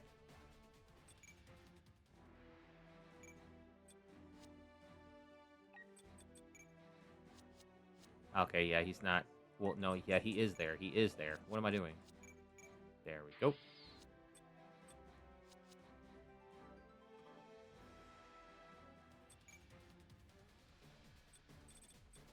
We're going to send them into a wind of turn A. So that is the end of the episode, guys. We'll be returning back to this tomorrow. And I hope you guys enjoyed the stream. I hope you guys enjoyed the conversations I was trying to have with everybody. And I will see you guys tomorrow. Remember the episode. This episode is gonna come out in 2 weeks on my YouTube channel. So if you guys want to revisit that episode, you guys can literally go back to that episode back on my YouTube channel. Right now, day 3 is up today. So if you missed any parts of the episode of this series, just go back and watch it on my YouTube channel. So if you guys enjoyed it, I hope you guys enjoyed the stream, and I hope you guys have a wonderful rest of your weekend. See you guys tomorrow.